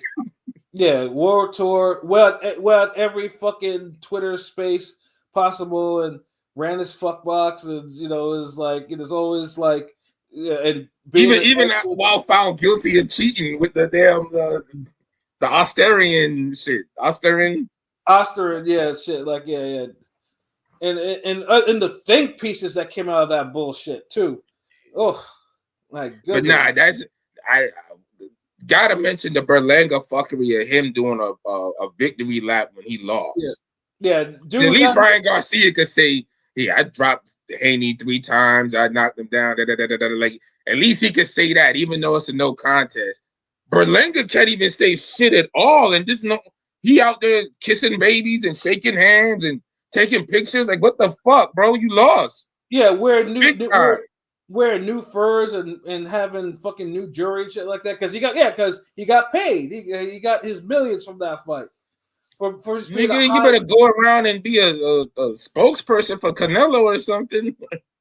Yeah, and now of course they try to get him a title. They might try to get him a title shot next. I'm like, for what? Like, I'm tired of niggas getting title shots after getting their ass whooped. What is this? Yeah, yeah, it's some horseshit. Yeah, Berlanga should have. He lost to Canelo. I guess it was bad for him to lose a 0 to Canelo than it was to the other fighters he should have lost it to. Like Steve Rolls or some shit. Nigga, yeah. And I got no problem if he would have did better than Canelo, but dude landed like 9 punches that fight type shit. Like, yeah, that fight was a disgrace. Like, if the fact that he wasn't finished, and Canelo, the fact that it sold decently is horrible too. Yeah, that fight was just it was just an abomination. That should have never happened. Old ass. Canelo can't knock out fucking this version of Berlanga. Like, bro, just hang it up. Like, we see why you don't want no Benavidez work, nigga. And that's actually a good segue into our next superlative, biggest duck of the year. Brian Norman Jr., come on down. Yeah, also those are 2 matches. Canelo with Benavidez and Brian Norman ducking boots. Yeah, that might be a split tie. I chose Loma. Yeah, that's 2 winners. I chose Loma. Yeah, nigga, Lomachenko retired. Yeah. I'm giving Loma the duck badge from Canelo, who had it for the past 3 years. So that was my vote. No, I get it, but for me, it's Brian Norman because the motherfucker priced himself out. Like it don't get no worse than that. Because money was like actual money was on the table. Yeah, niggas talked themselves into the fight. Like first off, like with Benavidez and Canelo, I knew that wasn't happening. There was no actual legit talks. It is what it is. Yeah, that's a Netflix series worth of ducking. That's accumulated ducking. Like that's grandfather ducking. I know you're talking about this year. With with Loma, I get that. I think there were talks. I don't know how far it got though. But with like Brian Norman and Boots, like money was talked about. Once you start talking money and all this other stuff, like it's like 3 offers, bro. Yeah, offers, and it's just like, bro, oh, I don't want this. It's not enough. We need this. I'm just like, bro, like you can't be serious. Like that's nasty work, pricing yourself out. And then look what happened. Yeah, I rest my case. Yeah, Brian. And now his dad don't his dad have a fight coming up? Yeah, his dad gonna be fighting before he does. Fuck. Bro, if that ain't the most boxing shit you done said, like yeah. Nigga, your dad done talked himself into a fucking fight in a payday before you did, and you listen to your fucking daddy. Nigga. And Brian, I would say like fathers be in your son's lives, but now I'm just like, yo, y'all chill on that too sometimes. Like, yeah, and Brian Norman actually go ahead and fight his WBO Mando. Well, let's just I'm putting money on that Mando beating him. You know, like I just me and Pat agreed on that. Like, yep. Yeah. Let me know when them odds hit, bro. yeah, I'm putting money on that guy on Norman losing his belt. And then it'll be a perfect case of a failed boxing business 101. You know. Yeah, that'd be our final segment where everybody drop their predictions of the year and shit. Like that definitely might be one of them right there. Yeah, and then let's see, and then of course Canelo Benavidez, of course, is self-explanatory, and then Lomachenko that was just mentioned. Yeah, Lomachenko took a real the time to retire after beating up Kambosos. Yeah, that was real. Yeah, convenient. Yeah, that was honestly that's more whole shit because low key though, this Floyd Schofield kind of ducked Silva. And he didn't duck him. Silva got knocked out. That's what happened. No, what I'm saying, they were supposed to. I was following. They were supposed to fight on that Jake Paul card, but when it got postponed, they wanted to kind of save the fight, but then they wanted to fight. Silva was the first to fight, and he got unfortunately KO'd. And Schofield fought, and he looked terrible. He won, but he got knocked down. So it wasn't. It was just honestly, it seemed like them niggas weren't ready for each other. So. Yeah, I mean, they were going. I mean, they were going to fight, but it was just unfortunate. The circumstances kind of. It wasn't them ducking because if they was meant for each other, they would have both been still on point where the fight then got killed like that. It was made before, like it was made when the Tyson fight was originally supposed to happen. Initially happened, and it got then because that fight got postponed. Then that fight had to get postponed, and then I remember all that. I'm just saying that. These niggas should have never fell off like that, even with the fight getting postponed. Like, if y'all both fall off track like that, then that just tells me like, damn, we hyped y'all up. Didn't one of them want to fight? Like, didn't one of them didn't want to wait that long? I think it was it was still, but he didn't want to wait that long. He's like, I'm not. He wanted to get in the ring because he wanted to he didn't want to waste all the training and shit, so he wanted to get in the ring quick. So he wanted to get knocked out. Yeah, it was unfortunate. Yeah, and that's what I mean. That fight could still be made, but it depends to see what happens. Schofield got a title. Yeah, the luster's off of it now, though. Both these niggas, you got to double headline these niggas or some shit and have them win or something because it doesn't like it used to. I mean, Schofield has a chance to become lightweight champion if he beats Shakur. If he does, which he probably won't, but he has power and he's not necessarily afraid to mix it up. So we'll see how that goes. But I bet you if Schofield somehow pulls that upset, then I'm pretty sure Jake Paul will be like, okay, look, here's a couple $1 million. You're gonna fight on my card. You're gonna fight Sylvia for the title. That type of shit. I bet you Jake will. I don't mind it because it show if you're gonna talk yourself up into a fight when it's offered and it's life changing money, you take the motherfucker. Brian Norman could learn from that. Yeah, no, absolutely though. But that's one thing I'll give Floyd Schofield for doing. Him and his dad, they got themselves a fight.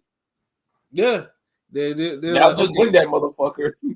Yeah, they're like, okay, look, I didn't look good against Giron or whatever, and I got dropped and I looked kind of mid, but fuck it, I won. So yeah, let's talk this title shit. Let's got dropped twice, nigga.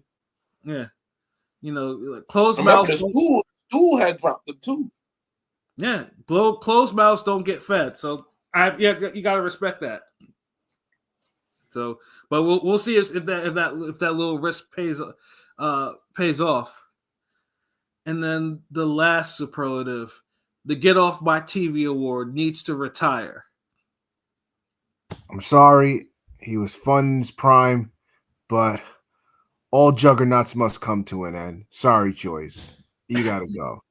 And I can't even disagree. That dude has the two of the best fucking wins in the division right now. They're gonna be fighting for a fucking title next month. And I thought you were dude gonna is say out here. TOP. I thought you were gonna say no, because I still want to see him get his ass beat. Like so, but like Joe Joyce should not be fighting anymore. He's losing. Yeah, he's becoming a health hazard, health risk. He lost a slugfest to Derek Chisora and got knocked down. That shit hurt watching. I was like, Jesus, like that dude is cooked. Yeah.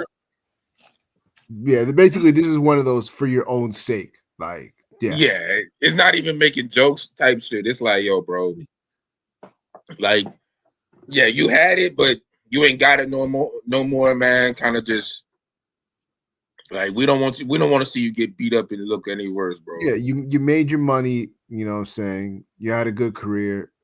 That all things must come to an end. So yeah, you had an impact, great moments, but great bro, like it's a wrap. Yeah, no, because I mean, even going life and death with the 2024 version of Chisora and getting dropped, and then losing, bro. You couldn't even Jermaine Taylor Truax your way out of that shit. Yeah, and the worst thing is too, Chisora, even after all those hard fights he has, can still speak clearly. Joe Joyce, you listen to an interview, that motherfucker is mumbling and staring off and shit like that. It's like that's like stuff. That's like signs, like bro, his brain got a little touched. Like he should nigga sound like he's speaking through the fucking juggernaut mask. Like, bro, I don't want. I should have been like, yo, nigga, that's fucked up, nigga. I'm trying. Oh, my bad. I had a King P moment, like. Oh my god, yo, that's. But nah, like, but real talk, like, bro, like fans of the juggernaut, like, man, we ain't trying to shit on dude, bro. Like, he brought a lot of excitement to the heavyweight division. Yeah. But yeah, nigga, like it's time to go, man. Like, honestly, Joe Joyce, get in some fucking movies, bro. Like, some of y'all niggas don't know, like, y'all can have other callings. Like, boxing shouldn't be the end of the journey, bro. Like, or do something, man. But y'all, like, don't be no big for no reason ass nigga, man. Come on. Get into the movies, be a wrestler or some shit like that. Like, you know, do something. And I heard, I was gonna say Wilder until I heard he was gonna come back and fight on Prime. So I'm like, oh. Well, BLK Prime. We have to make that specific. Oh, BLK Prime. Yeah, my bad. Mike Tyson better never be on my TV again, nigga, unless I'm watching the highlight. I'm telling you that. I always run. Anytime this nigga's about to, I'm about to do an exhibition, I run to watch this shit. Same with Floyd, nigga. Sit your ass down, nigga. Spend your bread and relax. I don't want to see y'all niggas fight nobody else. If I hear but Floyd just doing exhibitions against non-threatening people that we don't care about. So it's like, but next thing you know, he gonna be like, he just fought pulled ass punches. He fought a Paul brother. He fought the more physically like harder one to fight because Logan's so wild and aggressive. Like that nigga dislocate your shoulder grappling, trying to box him off of you. Yeah, but them niggas need to hang it up. Y'all already did y'all time. Let somebody else try to fill them shoes, nigga. Y'all stop stealing the shine from niggas. I'm glad Serrano and them got their shine during the Mike Tyson moment, but that shit wasn't even about them. It was about Mike Tyson. So nigga, sit back, enjoy your bread, and let other niggas get their shine. Hang it up. Yeah, fuck off my TV. This shit, I don't want to see no scripted ass y'all pulling punches on Jake Paul so he could keep his record, and I'm not with all that, man. Like, if y'all old niggas still want to fight, look, this what y'all do. Y'all damn stream sparring in y'all gym, and you put it on YouTube. Problem solved. Like, y'all niggas are ranking viewers, y'all are blow up, nigga. Like, come on. And y'all already got money, so it's like, but I'm just saying, if y'all need to box in front of people that fucking bad, because I'm tired of niggas marketing exhibition fights, man. Like, y'all chill. And then I got my choice was different though. Terrell Gachet. That motherfucker needs to fucking stop. Like, I'm sorry. Don't he have a fight coming up too? They keep putting him in fucking fights. Like, you know. It's like we had to do this earlier. Like, If we would have said this before, like him, Wilder, all these niggas would have got fights. Yeah, he's No, that's fighting. right. Supposedly he's fighting. What's the middleweight? Elijah Is Garcia. it Pacheco? No, Elijah Garcia. Elijah Garcia. Elijah Garcia. Okay, why I fucking think it's Pacheco? Okay. Yeah, no. Yeah, I did see that. Elijah On Garcia. a free Okay. joint. On a free joint. We'll see. Yeah, no, but that Adames fight pissed me off because he could have beat Adames, but again, doesn't move his fucking hands, doesn't have a puncher's temperament, and then lets fucking Adames struggle and win these rounds by struggling. And it's just like you could knock him out if you put your mind to it. Who trains Goucher, bro? Because I'm thinking to wonder, like, did a nigga who did the mitts for him growing up have arthritis? And they used to be like, hey, kind of take it easy on that right hand, buddy. Like what got in this nigga head where he don't think he punch hard or some shit? Yeah, and he punches. He can actually punch. He just does. That's the crazy. Like he's the most non-threatening, hard punching nigga I've ever seen in my life. Mm-hmm.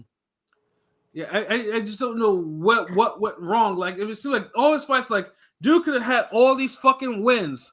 Could have had some wins if he just learned how to put some punching together. Hey, nigga hit you and hurt you one time, and then it's like, all right, fuck it. I did what y'all expected me to do, so let me just lose the rest of the fight and not give a damn. And proceed to do just that. Yeah. Should be mind-boggling. Oh my God. Yeah, I don't blame you for putting him on the list for that. Yeah, like honestly, after seeing that, like I'm like, and he couldn't do shit. I'm just done with dude. Like I'm done with just. I'm done. And he's getting older too. Like I'm surprised he hasn't been KO'd yet.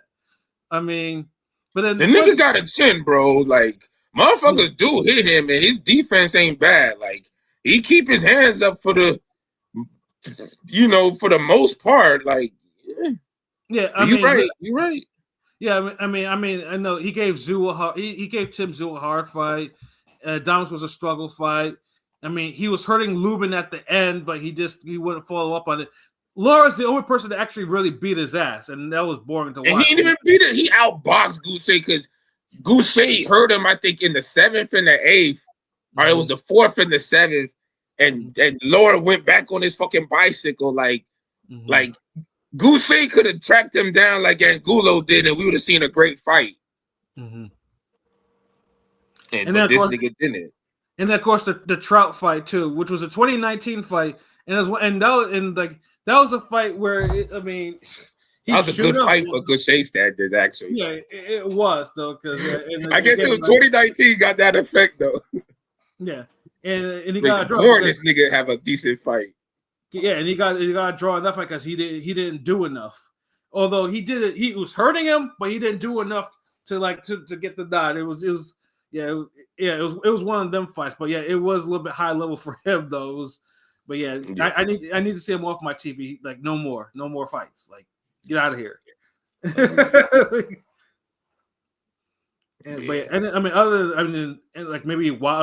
Of course you mentioned Wilder. Wilder is probably he's fighting on BLK Prime next, which is crazy.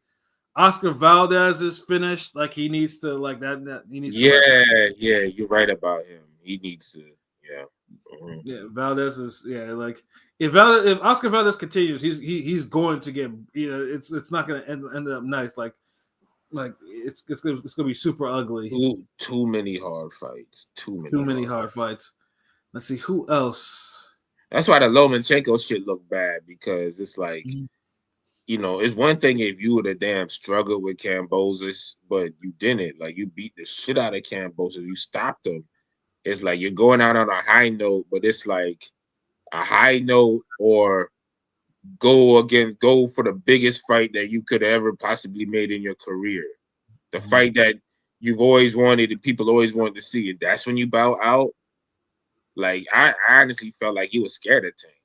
Like real talk. Like he didn't believe he could damn like fuck with this nigga. So oh shit. Yeah, I know. Yeah, definitely on that one. Yeah, if you're gonna have that attitude, he may as well fucking retire because That's worse than the damn Lennox Lewis Vitaly Klitschko rematch. Nigga took all this time, held up the division just to say, yeah, I'm gonna retire. Nigga.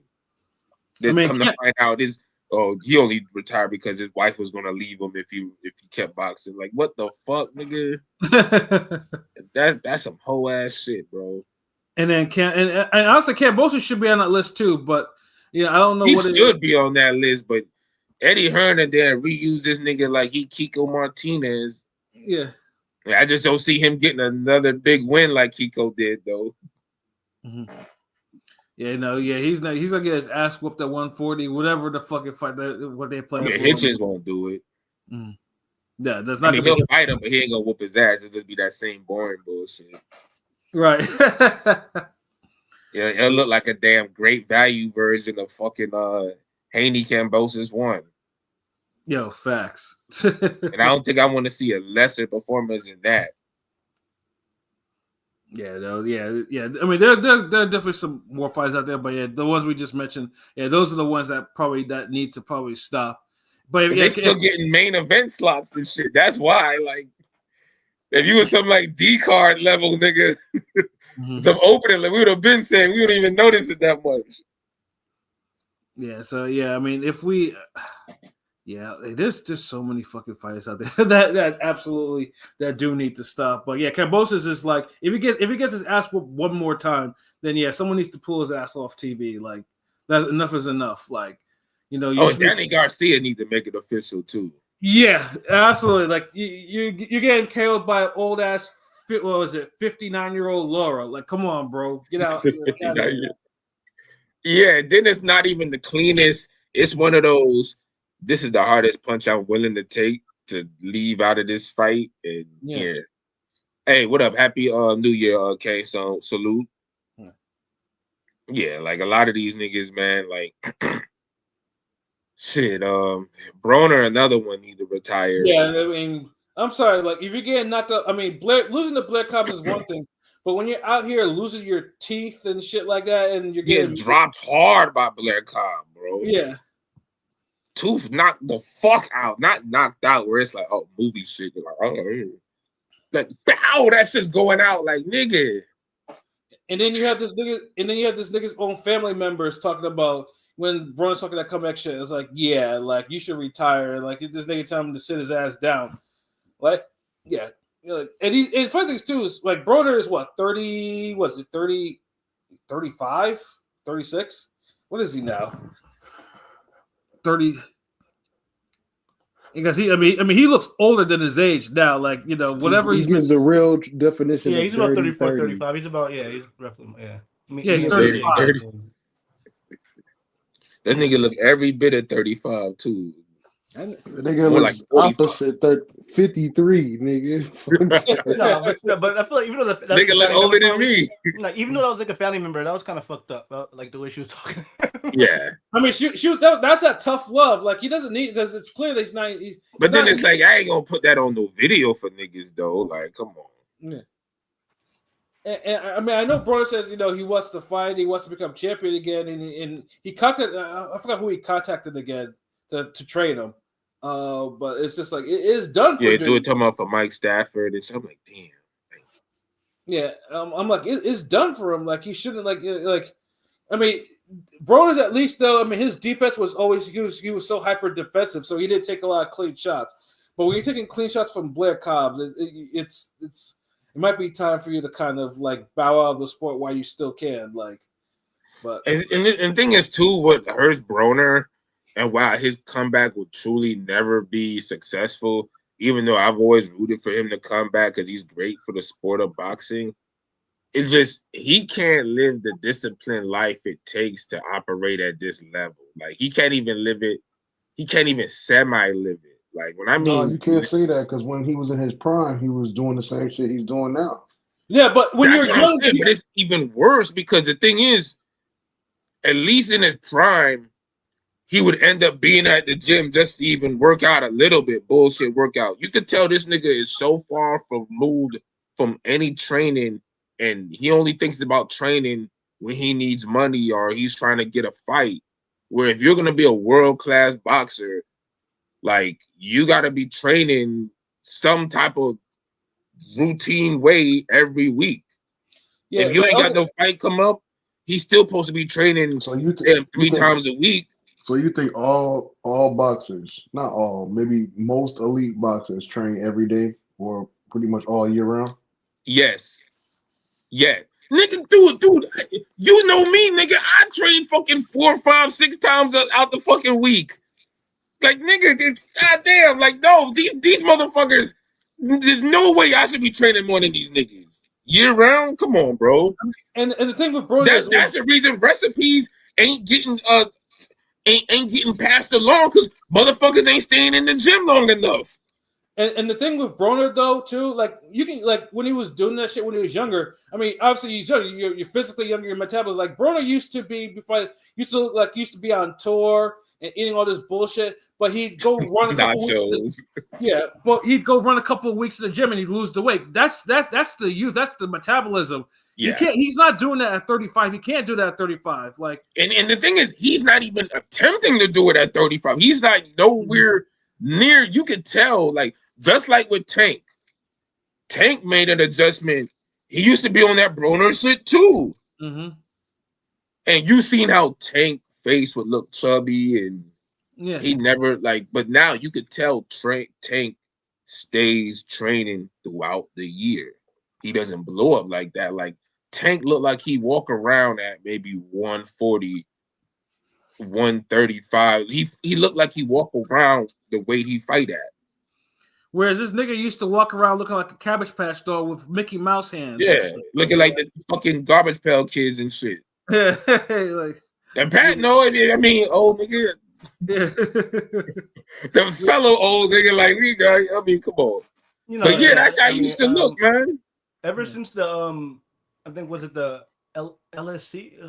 I forgot what fight it was. I think it was that fight. Gamboa. That was the Gamboa fight was after first. Gamboa, Tank started, being, stop blowing up in weight, stop hanging out with the, the PBC Nigga boys, took shit serious. Yeah. Because remember, you had the whole. It was like the fucking boxing version of the Breakfast Club. You had Spence, the Charlos, Broner, Tank. Yeah. And ironically, Tank's the last one left, kind of. There's that picture of them all together, when they would get drunk and shit together. Yeah, like, nigga, like, just imagine the fuckery them niggas got into. And now they all have problems, Yeah, like, it's a cold game. Dirty game, man. Niggas is either retiring or coming back out of retirement because they ain't fight for so damn long. Facts. But yeah, man, like, you gotta make some type of like commitment if you to be on that level. And no one's saying you gotta be like Bernard Hopkins and just be anorexic and starve yourself and do this so you could be at one. No, but at least damn consistently work out. Like, if you got other shit you doing, ain't no way, bro. Like, if the damn Joe Smith ass niggas of the world, the niggas who are working class boxers, and they end up getting the damn title shot or whatever, Pat know what I'm talking about. Them type niggas. Them Glenn Johnson niggas, they had regular ass jobs and still train every day. But when they reach a certain level in boxing, they get that income bracket. Then it's like, all right, fuck this regular ass job now. Boxing's the real job now. That's what niggas gotta do, man. But these elite niggas, man. Yeah, Broner ain't gonna change until he make a commitment to go to the gym twice a week. I know this nigga ain't seeing no gym twice a week right now.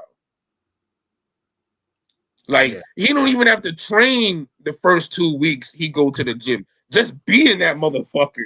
Get used to going.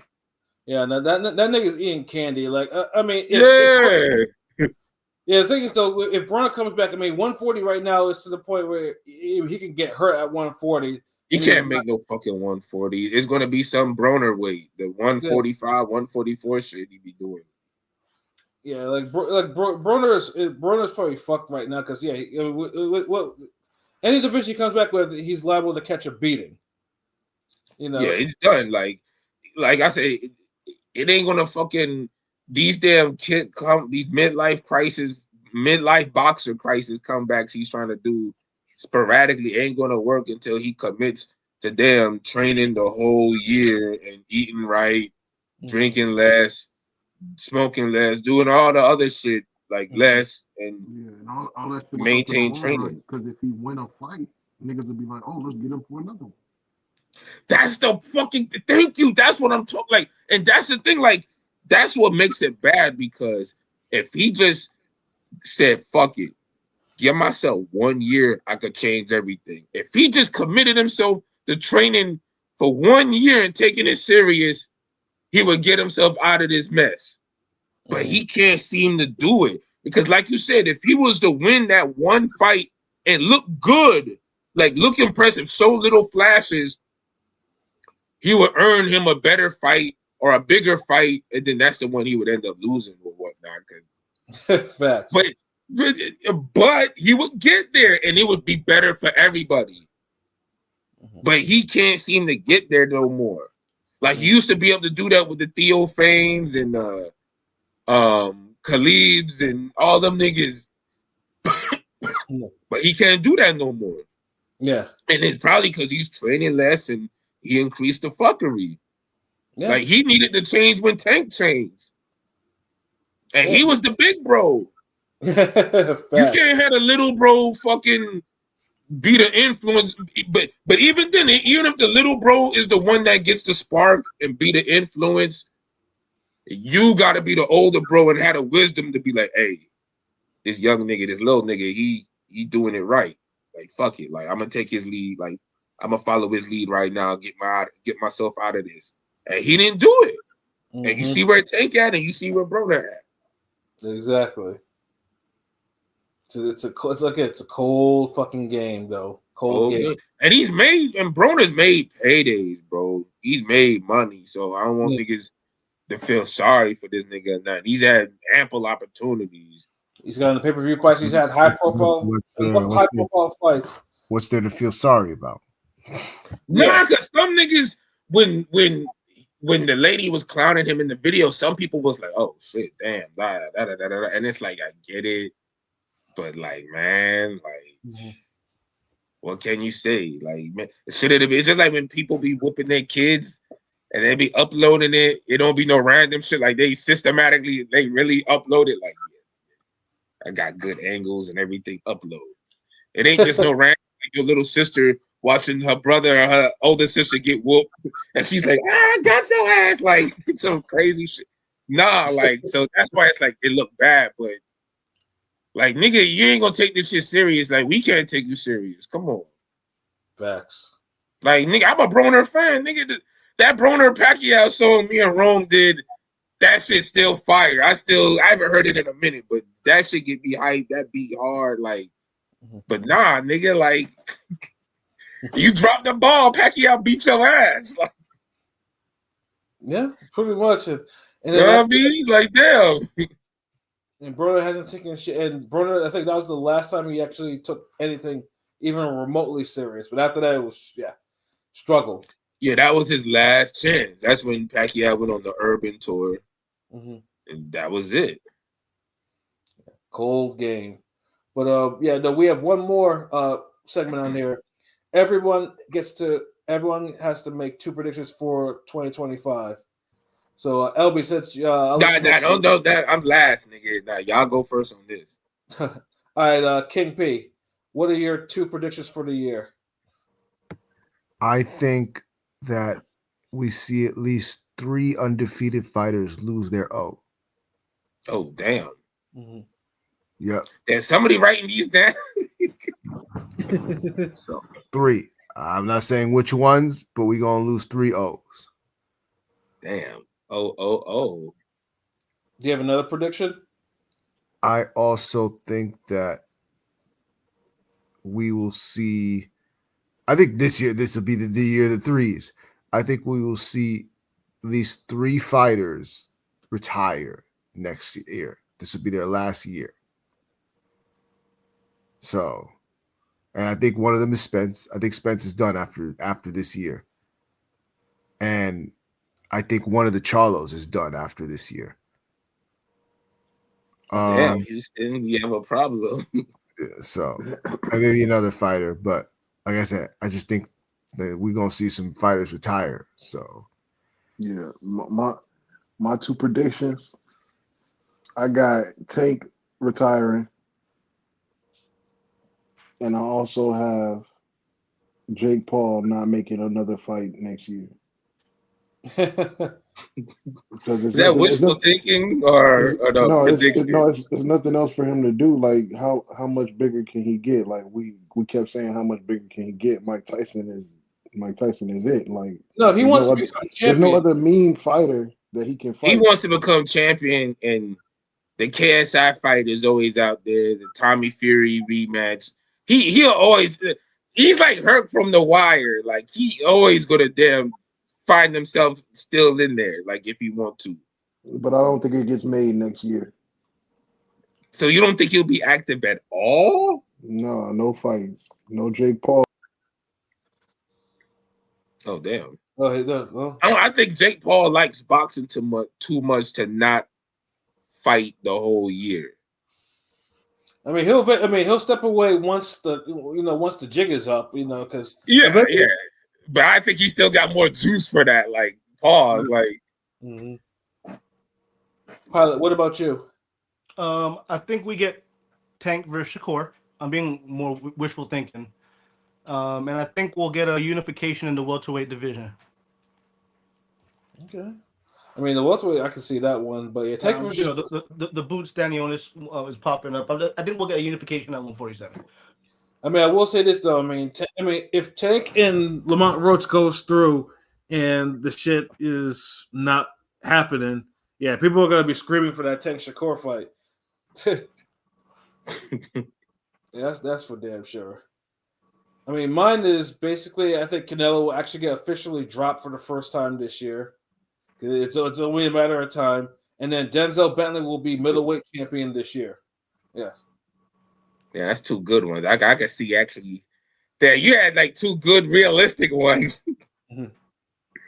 Yeah. Oh man, Crawford's going to be in the fight of the year.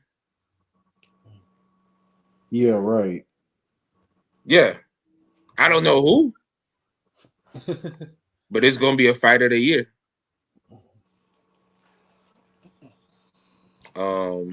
What's your second bullet point, nigga? Let me see. I ain't even think about this shit. In a way, losing, ain't he? Oh, hell no! What the fuck? Nigga, dude, the holy rapture will happen before Inouye lose, nigga. I walk to my car now and get the demons that come up, nigga. Like, nah, like Inouye lose. That's like perfection losing. Perfection might take a hit, but you bounce off and then you smile afterwards, man. Nah. But anyways, anyways. Hell no. Fuck. Let me see. Come on, the guy, you go Somebody last. else is gonna emerge. Like, huh?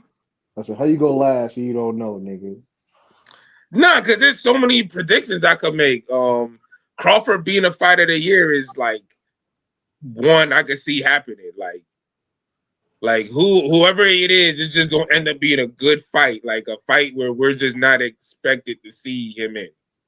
Where we're gonna be like, oh shit, like this is pretty good. Like, hold on, like it almost gonna feel like Roy Jones Tarver, like first one. I mean, he's like, shit. I mean, he's at 154. It'll only be a matter of time, depending on. You feel me, right? Like, yeah. I don't think that's a crazy. Like, you know what I mean? Like Crawford's older. He ain't fighting as much. He just. I mean, he's still that nigga. He just mopped the floor with some nigga the other earlier today. Like, literally just mopped with the nigga. Like, I want to say fucking somebody else is going to emerge in the boxing game in the U.S. market. Okay.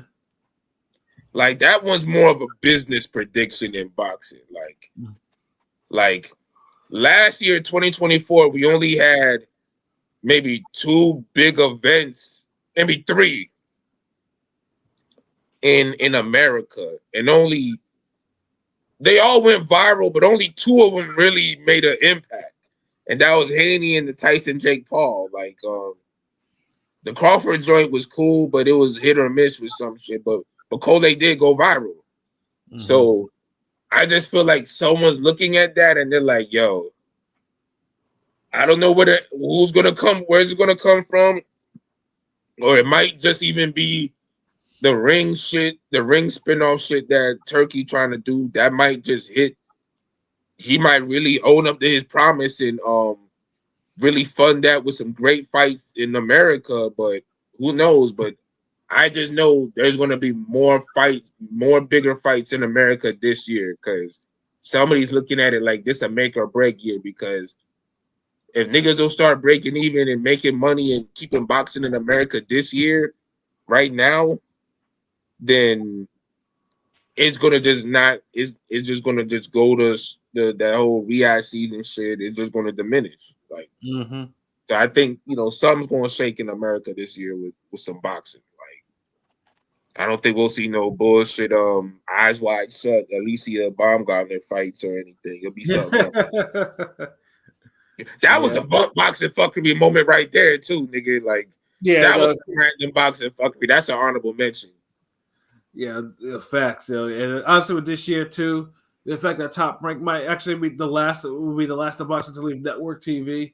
Yeah, I mean that something will have to kind of replace that because because I'm a fan of streaming, but you also need something on regular TV too. Like and I'd be a bigger fan of stream if the Zone wasn't the primary one, because the Zone has less than 1 million subs in America.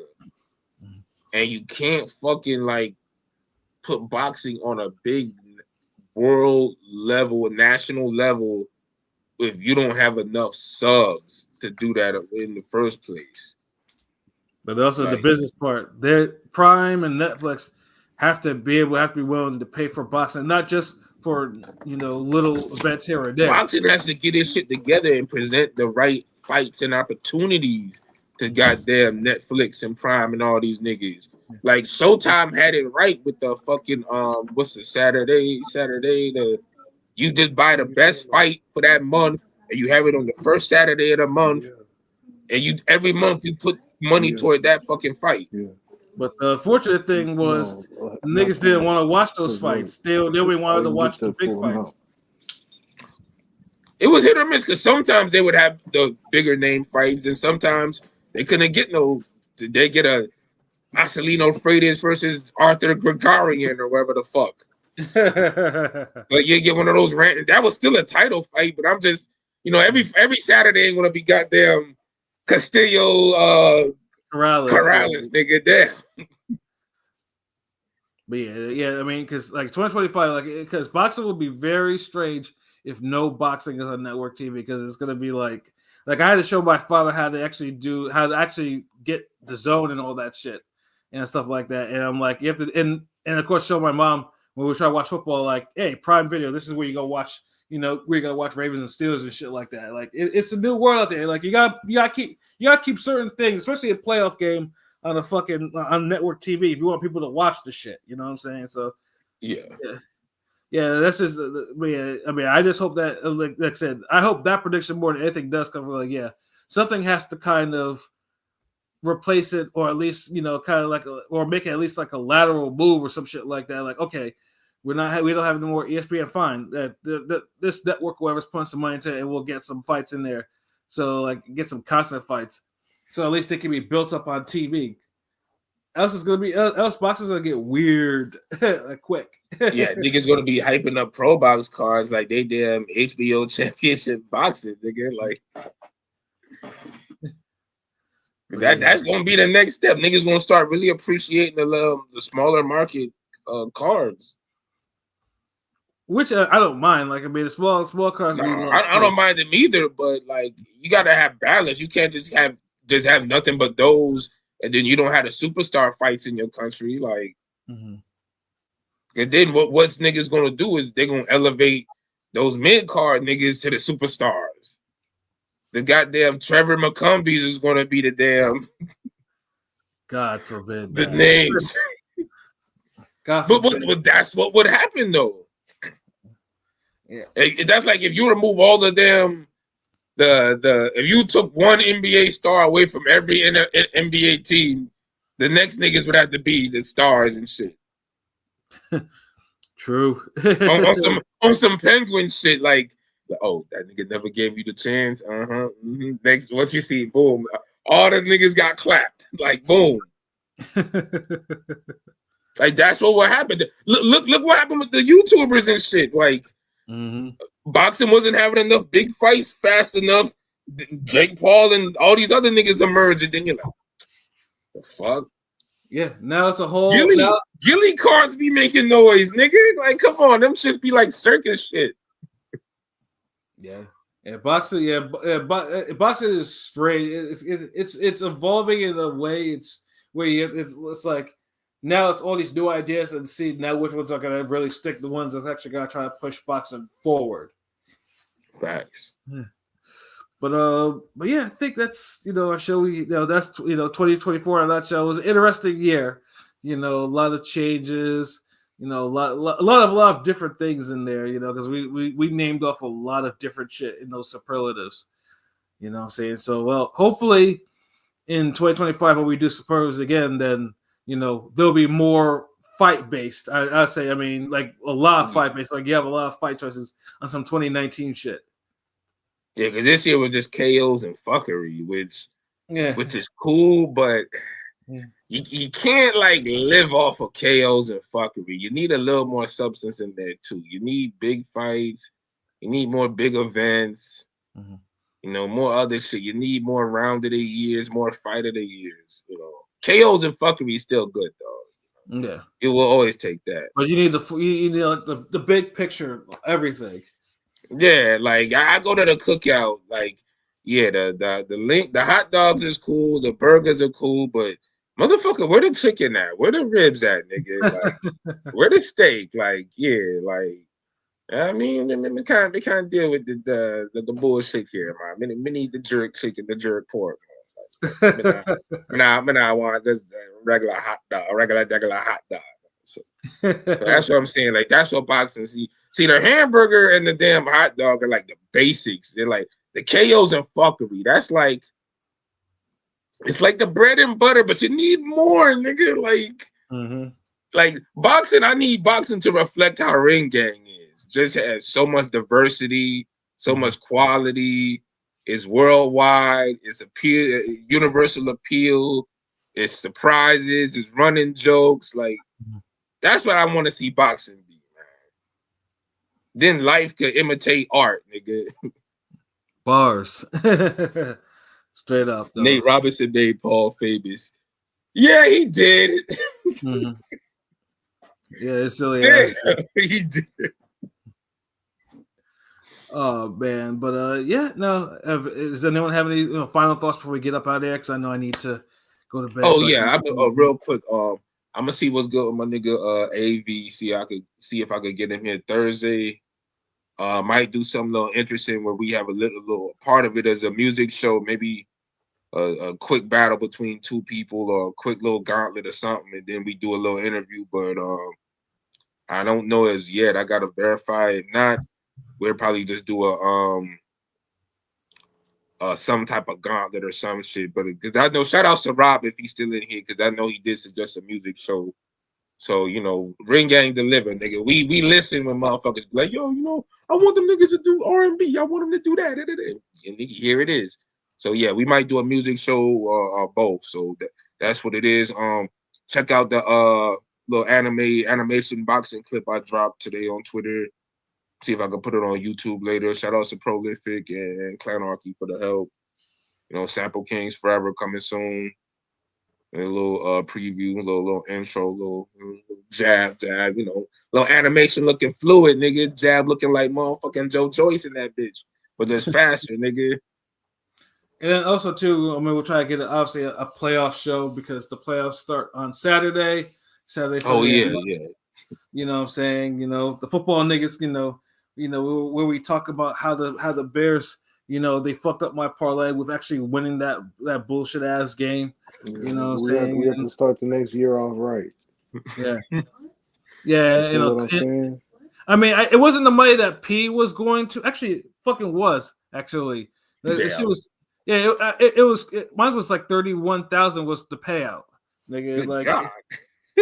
yeah, like it was more than that. Cause I was like, yeah, it was like, yeah, I was not happy. I was like, niggas had to be out there making like field goals and shit, like they weren't supposed to lose to even like the second string ass players and that shit. Yeah, that shit was disgusting. But that's all right though.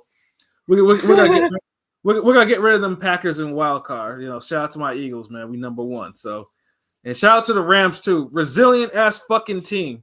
You know, like they started off mid and they finished righteous. Yeah, you know? I can't believe we got a home game. I'll take it though. Good shit. Yeah, I can't believe y'all got a home game either. Like, yeah, but y'all did that. Yeah, so both of y'all niggas teams still playing. Oh, okay, in the playoffs and shit. Okay. Oh yeah, absolutely. So yeah, so we're trying to get to that. We're gonna try to get get our thoughts. Pilot just be more humble. Like we gotta hear the Eagles bullshit all year with y'all ass. Pilot don't be saying shit like that. He just every now and then he just like Rams. Well, because the Eagles are the Eagles are they're a different team than the Rams. The Rams are good. They've actually had the most recent Super Bowl, but that's what I'm saying. Because even last year, I don't remember Pilot talking shit like that.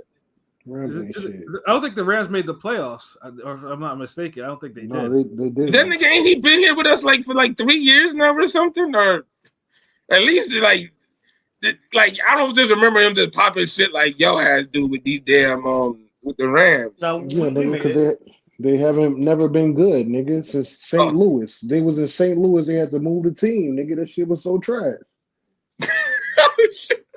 But yeah, no, but they won Super Bowl in both cities though.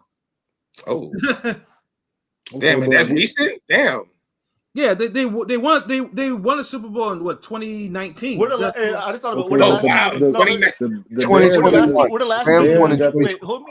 last team to win a Super Bowl ever since the Chiefs went back to back. 2021 or 2022, whatever. 2021. Y'all got a Hall of Fame running back though. They did, but his knee. No, it is. I think that's the year he joined Green Bay. Marshall Faulk Hall of Famer. Is Marshall Faulk a Hall of Famer? Let me know.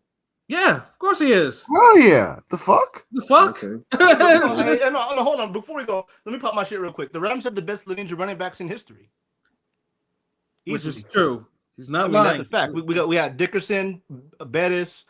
Steven Jackson was a dog. Marshall Faulk is one of my goats. Come on, dog. We had Gale Sayers. We had Walter Payton. We had Matt Forte, Thomas Jones. You lost me once you said Matt Forte. Yeah, no, Forte was cool. Forte was cool, but he was like an Arian Foster ass nigga. He was all right. Arian Foster used to be nice. I forgot that nigga. Yeah, but wasn't he like a weirdo or some shit like that? Yeah, he was on some weird time and shit. Yeah. Oh, wait. What the fuck, yo? You gotta explain what the fuck he did that's weird, nigga. No, he's just like one of those conspiracy theorist types, but not as bad as Larry Johnson from the Chiefs, but yeah. Yeah, isn't he like a rapper now or some shit? He did a podcast. I don't really know. He did a podcast with some shit. I don't know. I don't really. Yeah. That nigga's mind went like, yeah, he was out there, nigga. All them hits. Yeah, like that's CT might have gotten that dude, but yeah, though, the Rams definitely had some thorough running backs though. But Rome, y'all only have one Super Bowl win though, but so did the Eagles though. But at least we're consistent. We've actually, we're actually consistently on top. You guys aren't. Throw that in. He gonna remind Rome of that shit. The rest of his. I have to, because he knows it too. Like this nigga give a wedding toast and he'll mention the goddamn Chicago Bears. This nigga just every time. My Bears got the best defense in history. Nigga. Notice I don't know. That's the 2000 Baltimore Ravens. No, 2006 Bears was better than that squad. No, the Baltimore they have the record for that, nigga. Peanut Tillman, Lance Briggs, Brian doesn't matter. Come on, dog. The Ravens the Ravens actually won one of the more boring Super Bowls on their fucking defense. Yeah, like Yo, I mean, King hold P, up. you Y'all have do- sleep, I mean, nigga. You hold don't up. even know what the fuck you talking about, nigga. The Bears do have the greatest defense of all time, but it ain't the Thank you. 2006 Bears. It's the 1985 Bears. Nigga, fuck that 1985 shit, nigga. I'm talking about now, nigga. We know. He's like, I can't even Nigga, enjoy it. It's like way beyond my time. nigga, like, look, I'm from Chicago, right? Niggas always bringing up, nigga. We had 6 rings. We went back to back. Oh, the Super Bowl shuffle, nigga. I wasn't allowed to see none of that shit. I'm talking well. about shit for Bring up today. those I'm talking about 1985 when I think of a great Bulls team, I think of Tyson Chandler and Kirk Heinrich, nigga. Stop. No, that was my team in fucking NBA Live, nigga. Yes. Yeah, Wait, what's his name? Ben Gordon and shit? off the Yeah, wing, Ben no, Gordon. Ben Gordon was nasty. Like niggas used to hate on him. Like, Ben We even Gordon. had that nigga James Posey at one point, nigga. Yo. Mm-hmm. James Come Posey had that on, shit, man. that's I an ain't gonna lie, that was elite. a fire era That's NBA. an elite Bull squad. John Lucas III. Come on, dog. And Eddie Curry with his stat pattern ass, this nigga, he Eddie get Curry. numbers, but his shit would not be eventful in the Eddie game. Curry. We thought that nigga was gonna be like Shaq. I swear. Facts. Motherfucker still ended up getting a ring. Like, oh my goodness. yeah, on some lucky ass shit though. Yo, like I was just in the building with y'all. Oh yeah, yo, Corey, yeah, it's a pizza party. Yeah, I'll take a He went to slice the like Lakers, that. didn't he? Yeah, he went to the Lakers. That was for the Heat. He went to the Lakers too, didn't he?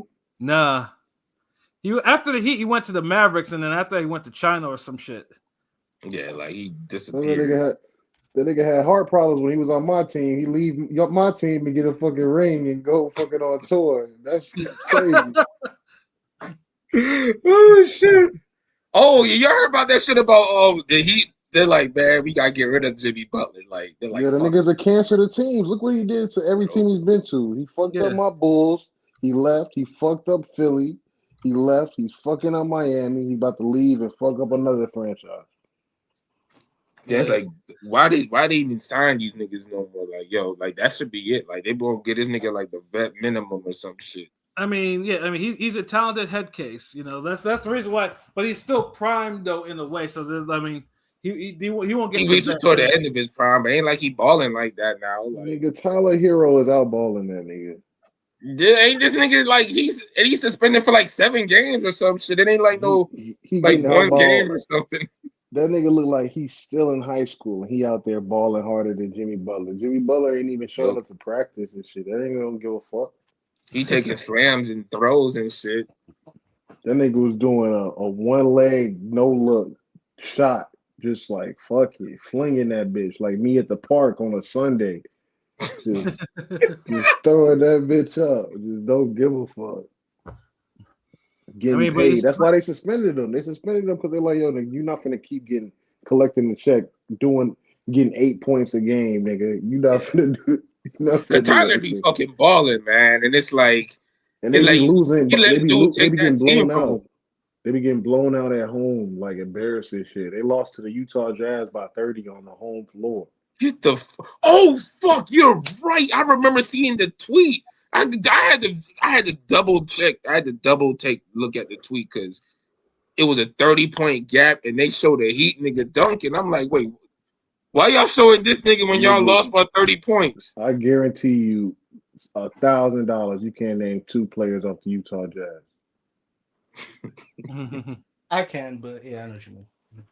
I watch ball, so I can name like probably 5. I like Keontae George a lot, but their ass is fucked.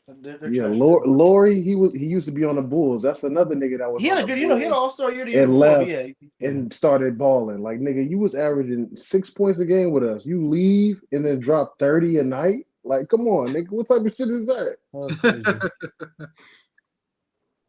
I don't know. I'd be looking at. I think it'd be like a system thing. Like certain niggas can't play with certain coaches or teams or systems, and they go somewhere else. And I mean, we drafted this nigga. He was a rookie. We drafted him. We had him for 2 years. He started getting better, and we let him go. Like, no, he was like a nigga. I get, bro. We had Michael Beasley, and as soon as he went the other teams, he's scoring. He was like a poor man's Porzingis for a bit. I know. He was killing on the Bulls. Like he used to give us like 25 some random nights. but it wasn't like consistent. Now they got him as the fucking star piece in fucking Utah. Nigga went from Lamar Odom numbers to goddamn Kobe. For real. All he needed was a change of scenery, I guess. But you know, if our But who's gonna fucking, save their best game for fucking look, Utah? But what does that say about Utah if our seventh man is their star, nigga? Facts. Mm-hmm. Niggas are trash. And they beat the Heat by 30 on their home floor Oh, damn. in Miami, where all the stars are watching. They watch. Okay, nigga, we get it. Like shit. Yo, you hear this nigga Patty's like, yo, like they did it in home floor in Miami. Where all the stars are watching. Like Khaled was there. I see Floyd Mayweather, nigga, like Low Rider like, pulled okay, up. okay. Yeah, nigga. Ace Hood made an appearance. All y'all niggas. This nigga says Ludacris was there. Real shit. Fearless genius. Yo, at King P is Gov. Yeah, I think P and a pilot are gone, but oh yeah, damn. It's back to damn 2018 year. But yeah, we out. Yeah, no, for myself, Pat Scorpio doing representative. For LB Sugar with the God the Go artist. For Rome Top 5, since he's in here, I'll put him third. For King P Bodega and for Conscious Pilot, this has been another wonderful episode of Real Talk and a little year in review, and we'll be back with you on Thursday, man. And as always, man, if shit's real, we talk about it. So until next time, peace. Peace. Happy New Year.